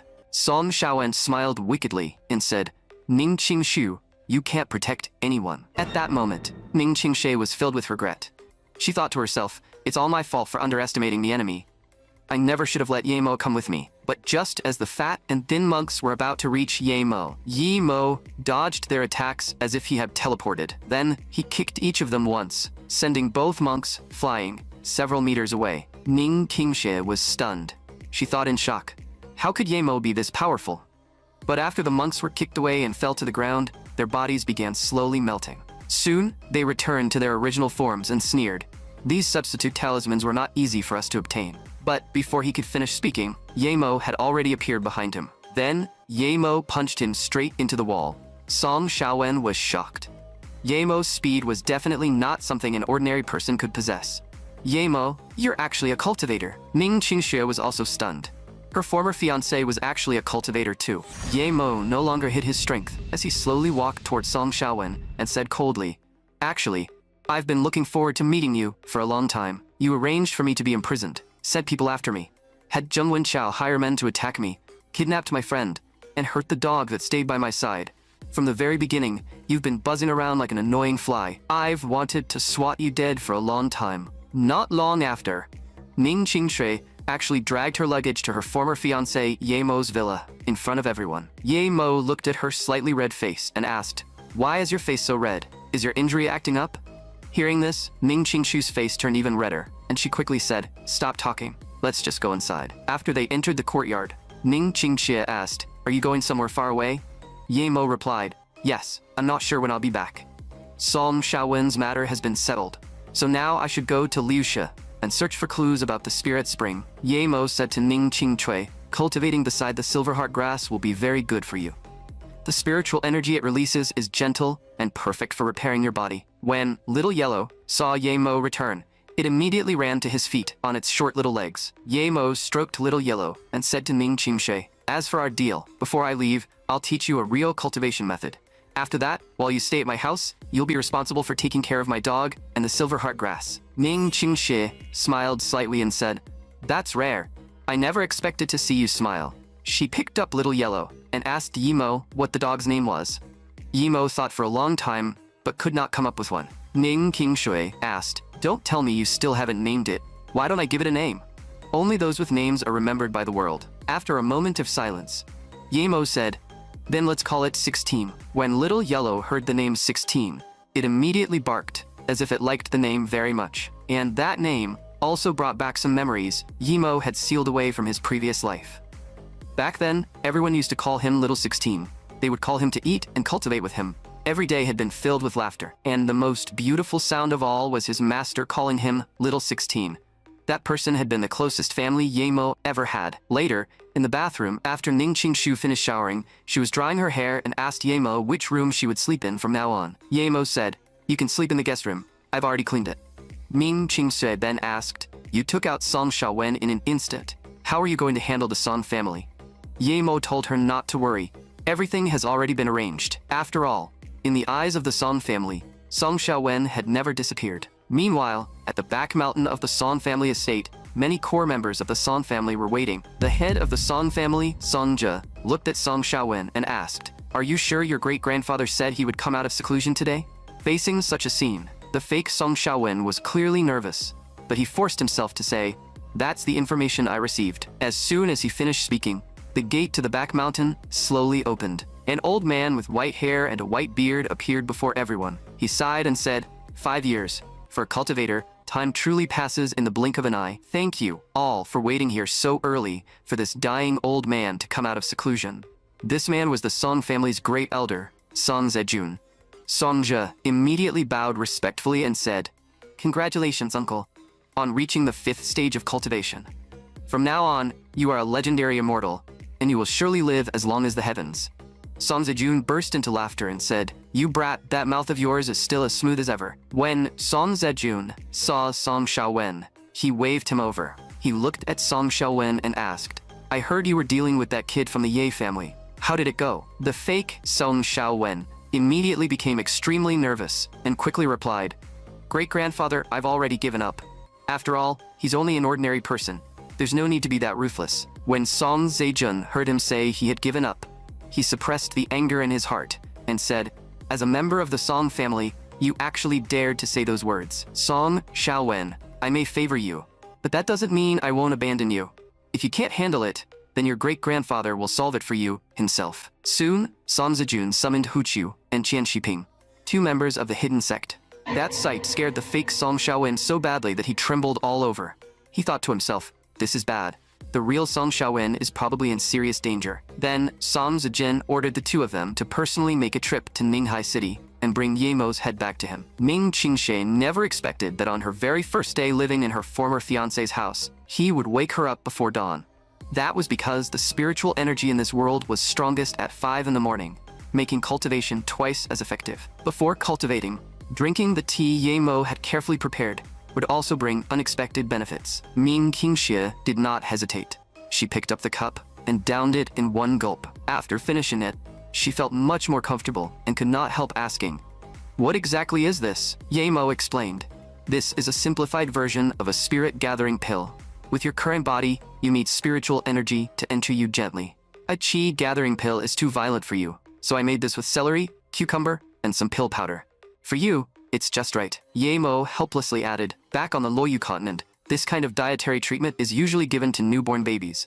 The people in this world are simply too physically weak." Then he said, "Go change your clothes. Next, I'll teach you the real method of cultivation." But as soon as they went outside, the group of old men and women stared at them. Ming Qingsui immediately blushed and whispered, "Are we really going to cultivate here?" Yemo told her, "The closer we are to nature, the richer the spiritual energy will be. This forest park is already the best place available." An old man nearby asked curiously, "What is that couple doing? Are they meditating?" The old lady sitting beside him said, "What do you know? This is true passion. If the boy is willing to play along with her nonsense like this, their relationship must be very good." Ming Qingxie heard every word and thought to herself, "Which part of this makes us look close?" Yemo said to her, "Don't let outside things disturb you. Calm your mind and sense the spiritual energy around you. Your previous method forced all spiritual energy into your body, so aside from spiritual energy, your body also contains other violent energies. Ordinary people can't see those energies, so naturally, they can't use them. That is actually a protective mechanism of the body. But you broke that mechanism. Refining the gentlest and purest spiritual energy to nourish the body while purifying it at the same time is the biggest difference between my method and yours. Your method only uses about 40% of the spiritual energy, while mine can use 100%. To guide spiritual energy into the body, you need your mental power. This mental power exists at your forehead, and it is called the spiritual platform. Empty your mind and try to sense it. Once you find it, guide it." But every time Ming Qingshui tried to empty her mind and sense the spiritual energy around her, all she could see in her mind was the shadow of her eldest uncle controlling her life. Because of that, she could not truly empty her mind, nor could she sense the spiritual energy around her. The old man and old lady nearby looked at Ming Qingshu with confusion. "Is something wrong with that girl? Why is she sweating so much?" Just as Ning Qingshu felt completely helpless and still could not sense the surrounding spiritual energy, Yemo wrapped pure spiritual energy around 2 fingers and gently tapped her forehead. Ming Qingshui suddenly opened her eyes, and her face instantly turned red. She never expected Yemo to suddenly get so close to her. But under this sweet, easily misunderstood atmosphere, they were not flirting. They were cultivating. Yemo said seriously, "Close your eyes and feel it again. Borrow my mental power, and try to sense the spiritual energy." Ming Qingxie could only blush as she closed her eyes again and began meditating to sense the spiritual energy. The atmosphere was so sweet that even the old couple nearby, who had lived together for decades, could not help hugging each other. With Yemo's help, Ming Qingshui finally sensed the spiritual energy around her. She thought in shock, was this what spiritual energy looked like through mental power? It's simply beautiful. Yemo also entered her mental world and said, "This is the true appearance of spiritual energy in this world. It can't be seen with the naked eye. Unfortunately, the spiritual energy here is far too thin." Then Yemo slowly dispersed the spiritual energy around his fingers and said, "We'll stop here for today. During this period, you need to keep sensing spiritual energy and then try to guide it. Only then can you truly enter the first stage of cultivation. We can go back now." After returning home, Ning Qingshu soaked in the bath, but her mind was filled with the sweet atmosphere from earlier. She quickly shook her head, telling herself, "The most important thing right now is entering the first stage of cultivation. I can think about those scenes later." 1 week later, Yemo stood by the roadside with a backpack on his shoulder. He wondered, the location given by the smuggler should be here. Is it not time yet? Why hasn't the person picking me up arrived? After a week, Ming Qingxie could already sense the existence of spiritual energy. The spirit-gathering pills Yahello left for her were also enough for her to enter the first stage of cultivation. With that strength, she should have no problem looking after his home. Soon, the vehicle arranged by the smuggler appeared in front of Yahello. As soon as Yahello got on, the driver reminded him, "You still look like a student, yet you dare go to such a dangerous place. There aren't many people today, so sit wherever you want. Hope you have a pleasant trip." That left Yahello speechless.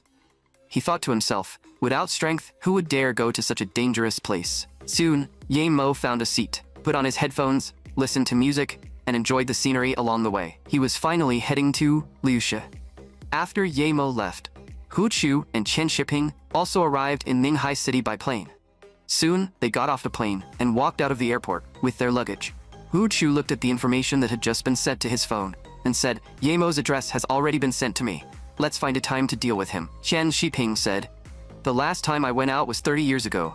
I hope this kid can make things fun for me." Meanwhile, the woman countless men dreamed of having, who had rejected countless pursuers over the years and had never actively approached any man, was now staring at a bracelet and smiling to herself like a fool. That was because Yahello had specially made those life-saving jade beads to protect her safety. Every jade bead had a talisman engraved inside it, allowing it to be used when she was in danger. This made Su Jingwen's heart flutter.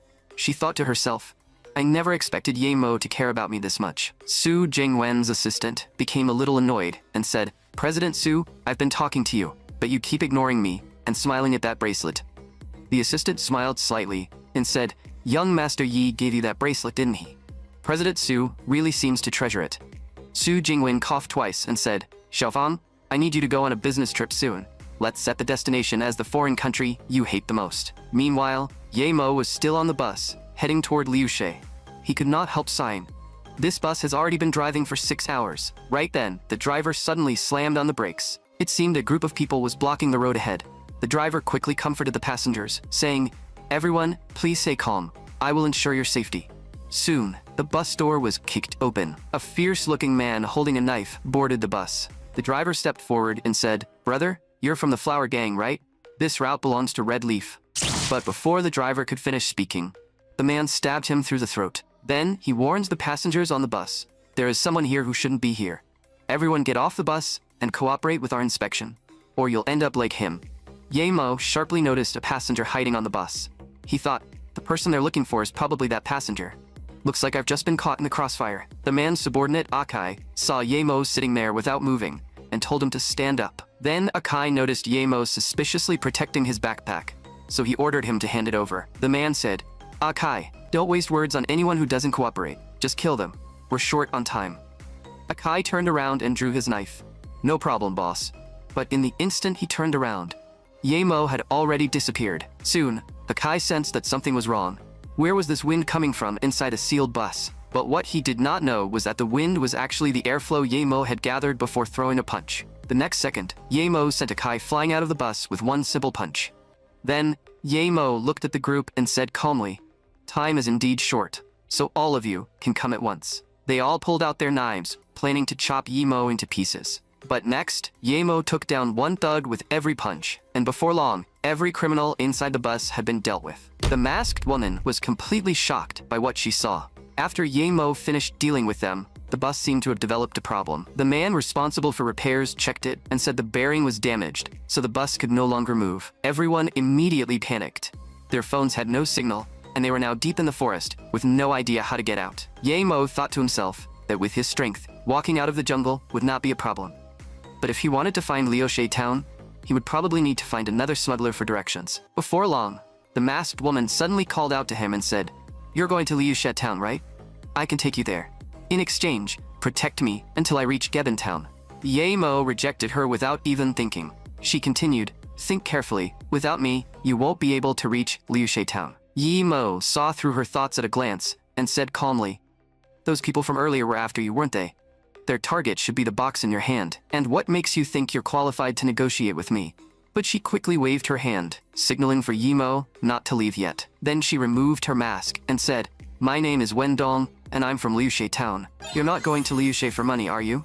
What you're really looking for is this, right?" Not long after Yahello left with Wendong, a convoy arrived at the scene. When someone saw the vehicles coming, he was overjoyed and thought they were finally saved. They ran over and asked, Are you people sent by Red Leaf to rescue us? But he was greeted by a car door violently swinging open, launching him several meters away. The person who stepped out of the vehicle was the boss of the flower gang. He sneered, "That old man Red Leaf would never come to save you." Soon, his men found Huazi and brought him over. Huazi lowered his head and said, "Brother Li, I've disappointed you. I failed to catch that woman." Li Shen asked coldly, "Then explain it. Where did that woman go?" Huazi stammered, "I don't know. All of our men were taken down by some kid." The flower gang boss looked stunned. "Just one kid? Did I hear that right? Do you know what happens when you try to fool me?" The bald man nearby quickly said, "Brother Li, I know where that kid and the woman went. As long as you take us out of here, I'll tell you." The others quickly chimed in. "We can testify. What he said is true." Li Shen asked with interest, "Then tell me, where did they go?" The bald man pointed toward the jungle behind him and said, "They went into the forest this way. Maybe they've already been eaten by wild beasts by now." One of Li Shen's men said, "That direction leads to Gebin town. They're probably trying to find Zhuo Aiguo's convoy." Li Shen chuckled. "They think they'll be safe once they enter Liu She's convoy?" Li Shen immediately ordered, "We're going to Gebin." But the bald man quickly said, "Brother Li, take us out too. You promised us." Then, Li Shen gave his men a pointed look, and they immediately understood. Soon, the passengers were completely surrounded by members of the flower gang. The bald man and the others instantly trembled in fear. Soon, screams began echoing through the jungle. Meanwhile, Yemo and Wendong had already arrived in Gebin town. Wendong said to Yemo, "Unless it's absolutely necessary, don't show your strength." Yemo asked her why, and she explained, "The flower gang should have already traced us to Gebin. They'll arrive soon. If you draw too much attention, it'll make things harder for us. Second, once you reveal your strength, someone might recognize you. Then more and more people will come looking for trouble. After all, in the eyes of outsiders, you may be hiding the secret of the divine water." Yemo nodded, showing that he understood. Wendong told Yemo to look ahead and said, "That's him." Up ahead, there was only one man and one dog. Wendong called out, "Uncle Aiguo," immediately catching the man's attention. This man was Zhuo Aiguo, the smuggler of Gebin town. After Zhuo Aiguo saw who had come, he immediately stood up. Wendong said, "This time I need you to arrange a route and help me and my friend enter Liusha. The situation is urgent, so please arrange it as soon as possible, Uncle Aiguo." Zhuo Aiguo replied, "Then I'll put you in my convoy later. It just so happens that one convoy is heading into Liusha today." Then, Wendong introduced him to Yemo. Uncle Aiguo's convoy had been working with Liusha town for years. His routes were wide and safe. Over the years, he and Aunt Hai had helped many people from Liusha, so he had a very good reputation. Unfortunately, Aunt Hai had been sick and hospitalized for years. Zhuo Aiguo first invited the two of them into the shop to wait. But right then, a yellow-haired man arrived with his men and blocked Zhuo Aiguo. He sneered, "Isn't it time you paid back the money you owe our casino? Otherwise, the convoy you mortgaged will belong to me." Yemo thought to himself, "Are these people his creditors? This is really troublesome. Should I just deal with them quickly?" But Zhuo Aiguo said, "Shanji, I have something to handle today. We'll talk about our matter later." Shanji said coldly, "If you don't pay today, then there won't be a later." Soon, Shanji ordered his men to surround them. Wendong felt confused. From what they were saying, these people seemed to be from a casino. But Uncle Aiguo hated gambling more than anything. How could he have used his convoy as collateral? Zhuo Aiguo roared, "You people actually still dare to come after me? You broke the code and set me up with loan sharks when I was short on money." Shanji smiled slightly. "This isn't a setup. Everything is written clearly in black and white. To treat your lover's illness, you took 500,000 in cold hard cash from our casino." Wendong thought to herself, "Without Uncle Aiguo's convoy, I won't be able to return to Liusha. Brother Fengnan is still waiting for the item in my hands, so I can't clash with these people now. The flower gang will probably trace us to Gebin soon. We have to leave as quickly as possible." Then Wendong stepped forward and said, "I can pay back the money Uncle Aiguo owes you." Wendong turned to Zhuo Aiguo and said, "You can pay me back later. The convoy matters more right now." Shanji smiled and said, "Straightforward. Mr. Zhuo Aiguo borrowed 500,000 from our casino at an interest rate of 10% with his convoy as collateral. But the 10% interest was only for the first day. On the second day, it became 20%. On the third day, 30%, and so on." Then, Shanji took the contract his subordinate handed over and continued, "You have delayed payment for 15 days. In total, you now owe us 6.5 million. Zhuo Aiguo immediately fired back, "That clause wasn't there when you spoke to me that day. 6.5 million? You're robbing me." Shanji clapped his hands and said, If you can't pay, that's fine too. We can settle it the Gebben way. Here in Gebben, gambling can solve everything, whether it's debt or human life. If you win, everything can be wiped clean. Why don't we decide the fate of this debt by guessing dice?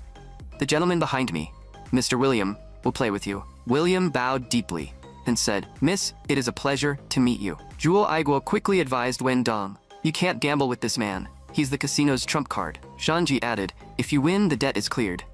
But if you lose, the debt doubles. Miss, do you still dare to play? Yemo looked at Wen Dong and thought, it looks like she's been forced into a corner. She can't make a move, but she has to protect the convoy. This gambling match was probably the second trap they had set. Wen Dong could not help feeling nervous. If this was a game of guessing dice results, the key would be identifying the result by sound, which meant hearing was extremely important. Fortunately, when she was young, Brother Fongnan's father had trained her hearing using dice. Then, she gritted her teeth, stepped forward, and said, will you keep your word? But in her heart, she thought, I have a massive advantage in this game. Joel Aiguo quickly grabbed Wen Dong's hand and said, this is obviously a trap. You can't agree. But Shanji said, my honesty is well known around here. Soon, they found a room and began today's gambling match. The bet between William and Wen Dong officially began. Yemo thought to himself, William definitely isn't just some casino trump card. He's hiding a secret, and Wen Dong has walked right into a trap. On William's side, he had not expected them to actually accept. They truly have a death wish. As long as his cufflink remained, this dice-guessing game had been his guaranteed victory from the very beginning. Soon, Wen Dong began shaking the dice in her hand. But after Wen Dong finished shaking the dice and covered them on the table, William said, ladies first. Miss, please decide whether you choose odd or even. Shanji's men immediately burst into laughter. You shook the dice yourself, so don't accuse us of cheating if you lose. Wen Dong chuckled and said, isn't it a little too early for you to laugh? Then she closed her eyes and relied on her sharp hearing to recall the instant the dice had rolled. With 3 dice, the odds for odd or even were 50-50. Mathematically speaking, it seems like a fair game. But just now, Wen Dong had already memorized the subtle sound differences when each number landed, and with her extraordinary hearing, she judged that the result this time was even. So, for this round, I choose even. William smiled slightly and said, Miss, you seem very confident. Then I'll choose odd. Please reveal the result. When Wen Dong uncovered the dice, the result was 2, 3, and 5, totaling 10, which was even. Zhuo Aiguo and the others were overjoyed. With this, they had won the first round. As long as they won one more round, they would win the match. Shanji's men said disdainfully, it's only the first round. What are you acting so proud for? William then said, Miss, please continue shaking the dice. Soon, Wen Dong began shaking the dice for the second round and said coldly, you'd better keep your word, or you won't be able to bear the consequences. She covered the dice on the table again and said confidently, this time I choose odd. It's your turn, William. But this time, William revealed a strange smile. Yemo looked at William's expression and immediately felt that something was wrong. It seemed this gambling match had only just begun. William slowly said, I choose neither odd nor even. I choose triples. Zhuo Aiguo was instantly shocked. Among all possible results, triples meant all 3 dice showed the same number, with only a 1 in 36 chance. Yet William actually dared to choose triples. Wen Dong uncovered the dice on the table and said, this game should end here. But when everyone saw the result, they were all stunned. It was actually 3 sixes, a triple. Wen Dong and Zhuo Aiguo were both in disbelief. A 1 in 36 chance had actually appeared. Wen Dong was even more shocked, thinking, how could I have heard it wrong? But when Yemo saw this result, everything was within his expectations. William indeed had an unknown secret. William said calmly, there is still 1 round left. Please continue, miss. Then Wen Dong began shaking the dice for the 3rd round, constantly telling herself to stay calm. She absolutely could not make a mistake this time. As the dice were covered on the table again, Wen Dong's emotions became complicated. She thought anxiously, I think I heard an odd result. It should be odd, right? Yemo could tell that Wen Dong's mind was already shaken, and even she herself was no longer certain about the final result. But she still trusted that her hearing was not wrong, and in the end, she chose odd again. Shanji's subordinate mocked her. If you're scared, just admit defeat. That's Mr. William. When it comes to dice, I've never seen him lose. But William sneered inwardly. These fools would never understand. At the gambling table, this was his absolute domain. Then William said calmly, this time, I choose even. Wen Dong immediately became unsettled. Why would he choose even? Had she really heard it wrong? Just as Wen Dong was about to reveal the result, Yemo suddenly reached out, stopped her hand, and said calmly, "Wait, don't rush." This left Shanji and the others stunned. Everything was going normally. So why did he suddenly stop the reveal? Yemo slowly said, "For this round, I'll gamble against this gentleman." Wen Dong quickly reminded him, "Yemo, this man isn't ordinary. Let me handle it." Yemo reminded her, "This man is like me. If you keep gambling against him, you'll definitely lose." Hearing this, Wen Dong immediately turned to look at William. Could it be that this foreigner was also a cultivator? Yemo wanted to replace Wen Dong and gamble against William in the final round. Shanji immediately stood up and objected. "I have a serious problem with that. What right do you have to gamble in her place? Did I ever say I would gamble with you? I said I would gamble with this girl, didn't I?" Yemo immediately threw out a bank card and said, "There's 1.2 million in here, and it can be withdrawn from any bank. You just want money, right? If you win, this card is yours too." Shanji immediately revealed a wicked smile. Interesting. This kid had actually cornered him instead. Then, Shanji sat down and agreed. Only an idiot refuses free money. If you win, the debt is wiped clean. But if you lose, not only will the debt double, your 1.2 million will also belong to me. William then said, "My choice remains the same. I choose even. Now, sir, what will you choose?" Yemo said confidently, "I choose triples, and it will be an odd-numbered triple." The men across from him immediately burst into laughter. What a clumsy imitation. An odd-numbered triple? Zhuo Aibo could not help saying, "Young man, are you joking? The chance of triples is already tiny, and now you're adding odd numbers too?" Wen Dong also reminded him, "Yemo, are you serious? An odd-numbered triple is practically impossible." William looked at Yemo and asked, "Sir, I'll ask you one more time. Are you sure you don't want to change your choice?" Yemo said calmly, "Triples. I'm not changing it. Can we reveal the result now?" William secretly rejoiced, then quietly touched the spiritual cufflink on his sleeve. His cufflink could move anything within 50 meters. As long as he focused, something as small as dice was effortless.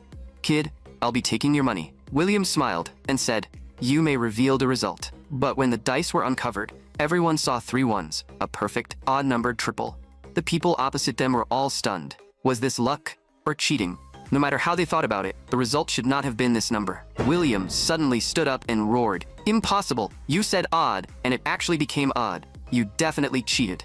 Wen Dong was also furious and shouted, "So when you roll triples it's fine? But when we roll triples it's cheating?" William blurted out, "With me here, there's no way you could roll triples. I clearly already changed." Yemo smiled slightly and interrupted him. "Changed the dice result, right? You used that cufflink to change the dice, didn't you? Unfortunately, your trick is far too crude." William immediately panicked and asked, "How did you know?" Meanwhile, Shanji questioned him from the side, "Mr. William, didn't you say you would never lose?" Wen Dong instantly became furious and said coldly, "You rigged the game."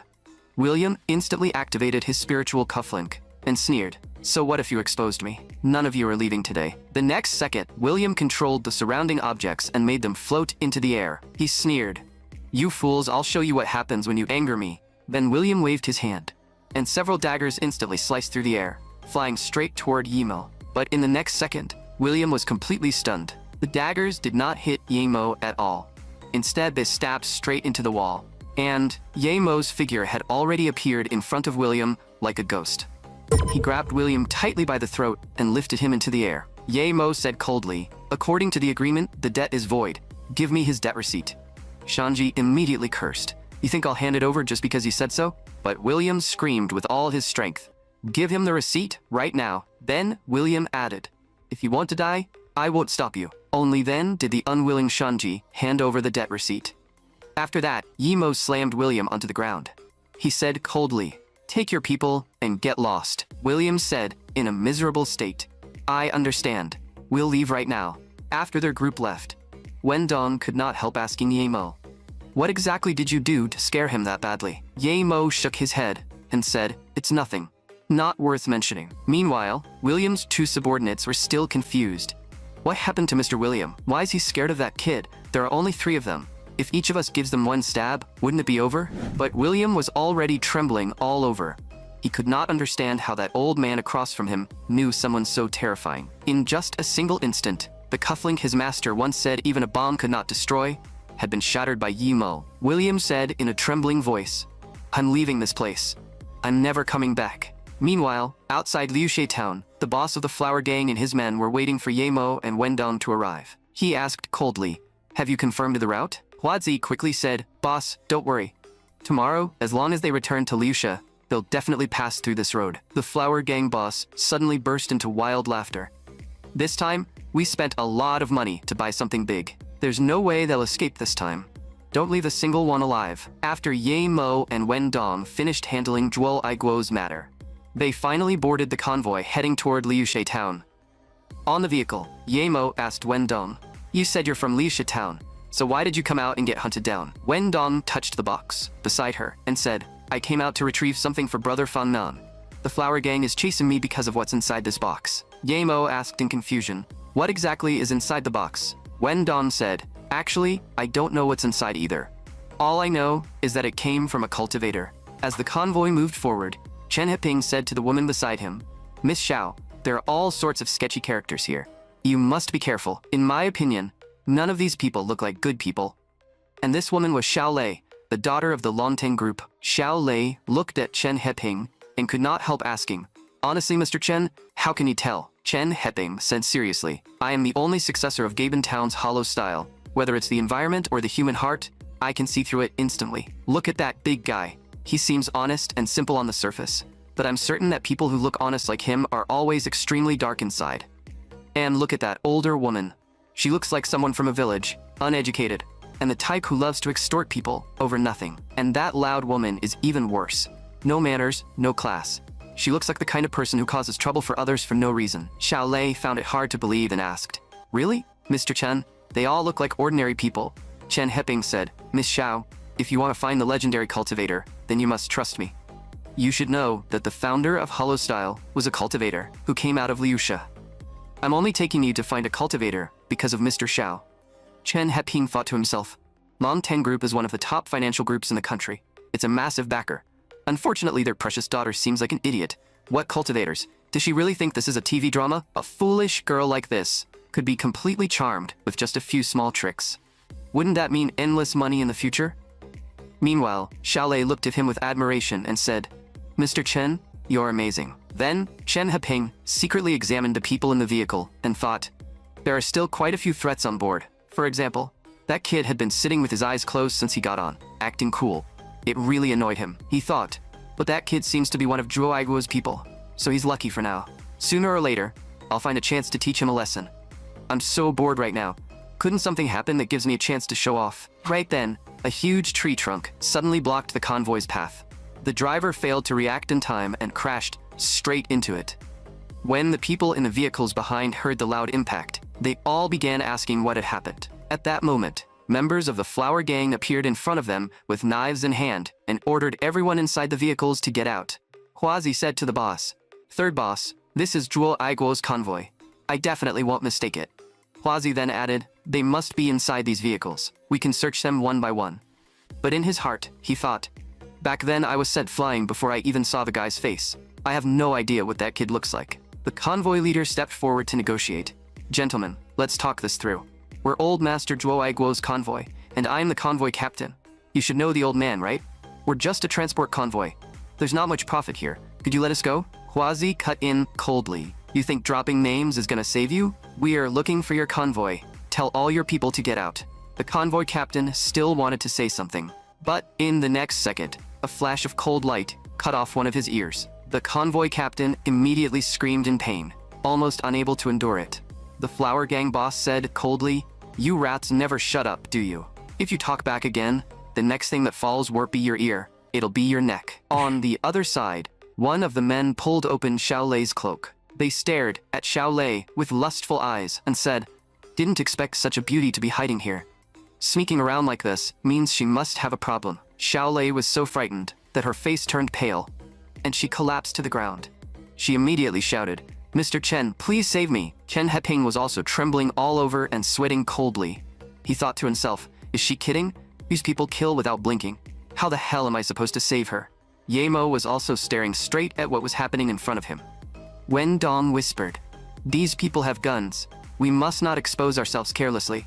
Even cultivators may not be able to deal with firearms." Ye Mo thought to himself. As expected, The people from the previous bus exposed our tracks. On the other side, an older woman stepped in front of Xiaolei and shouted, "A bunch of grown men bullying a young girl? What kind of ability is that?" Xiaolei turned to Chen Heping and said, "Mr. Chen, you're the descendant of a cultivator. You should be able to deal with them, right? You accepted money and promised my father you'd protect me, didn't you?" Chen Heping quickly agreed out loud, but inwardly, he cursed. Why the hell is this stupid woman saying my name at a time like this? The flower gang boss immediately laughed. A cultivator? My big brother is always talking about how powerful cultivators are. Did I actually run into one today?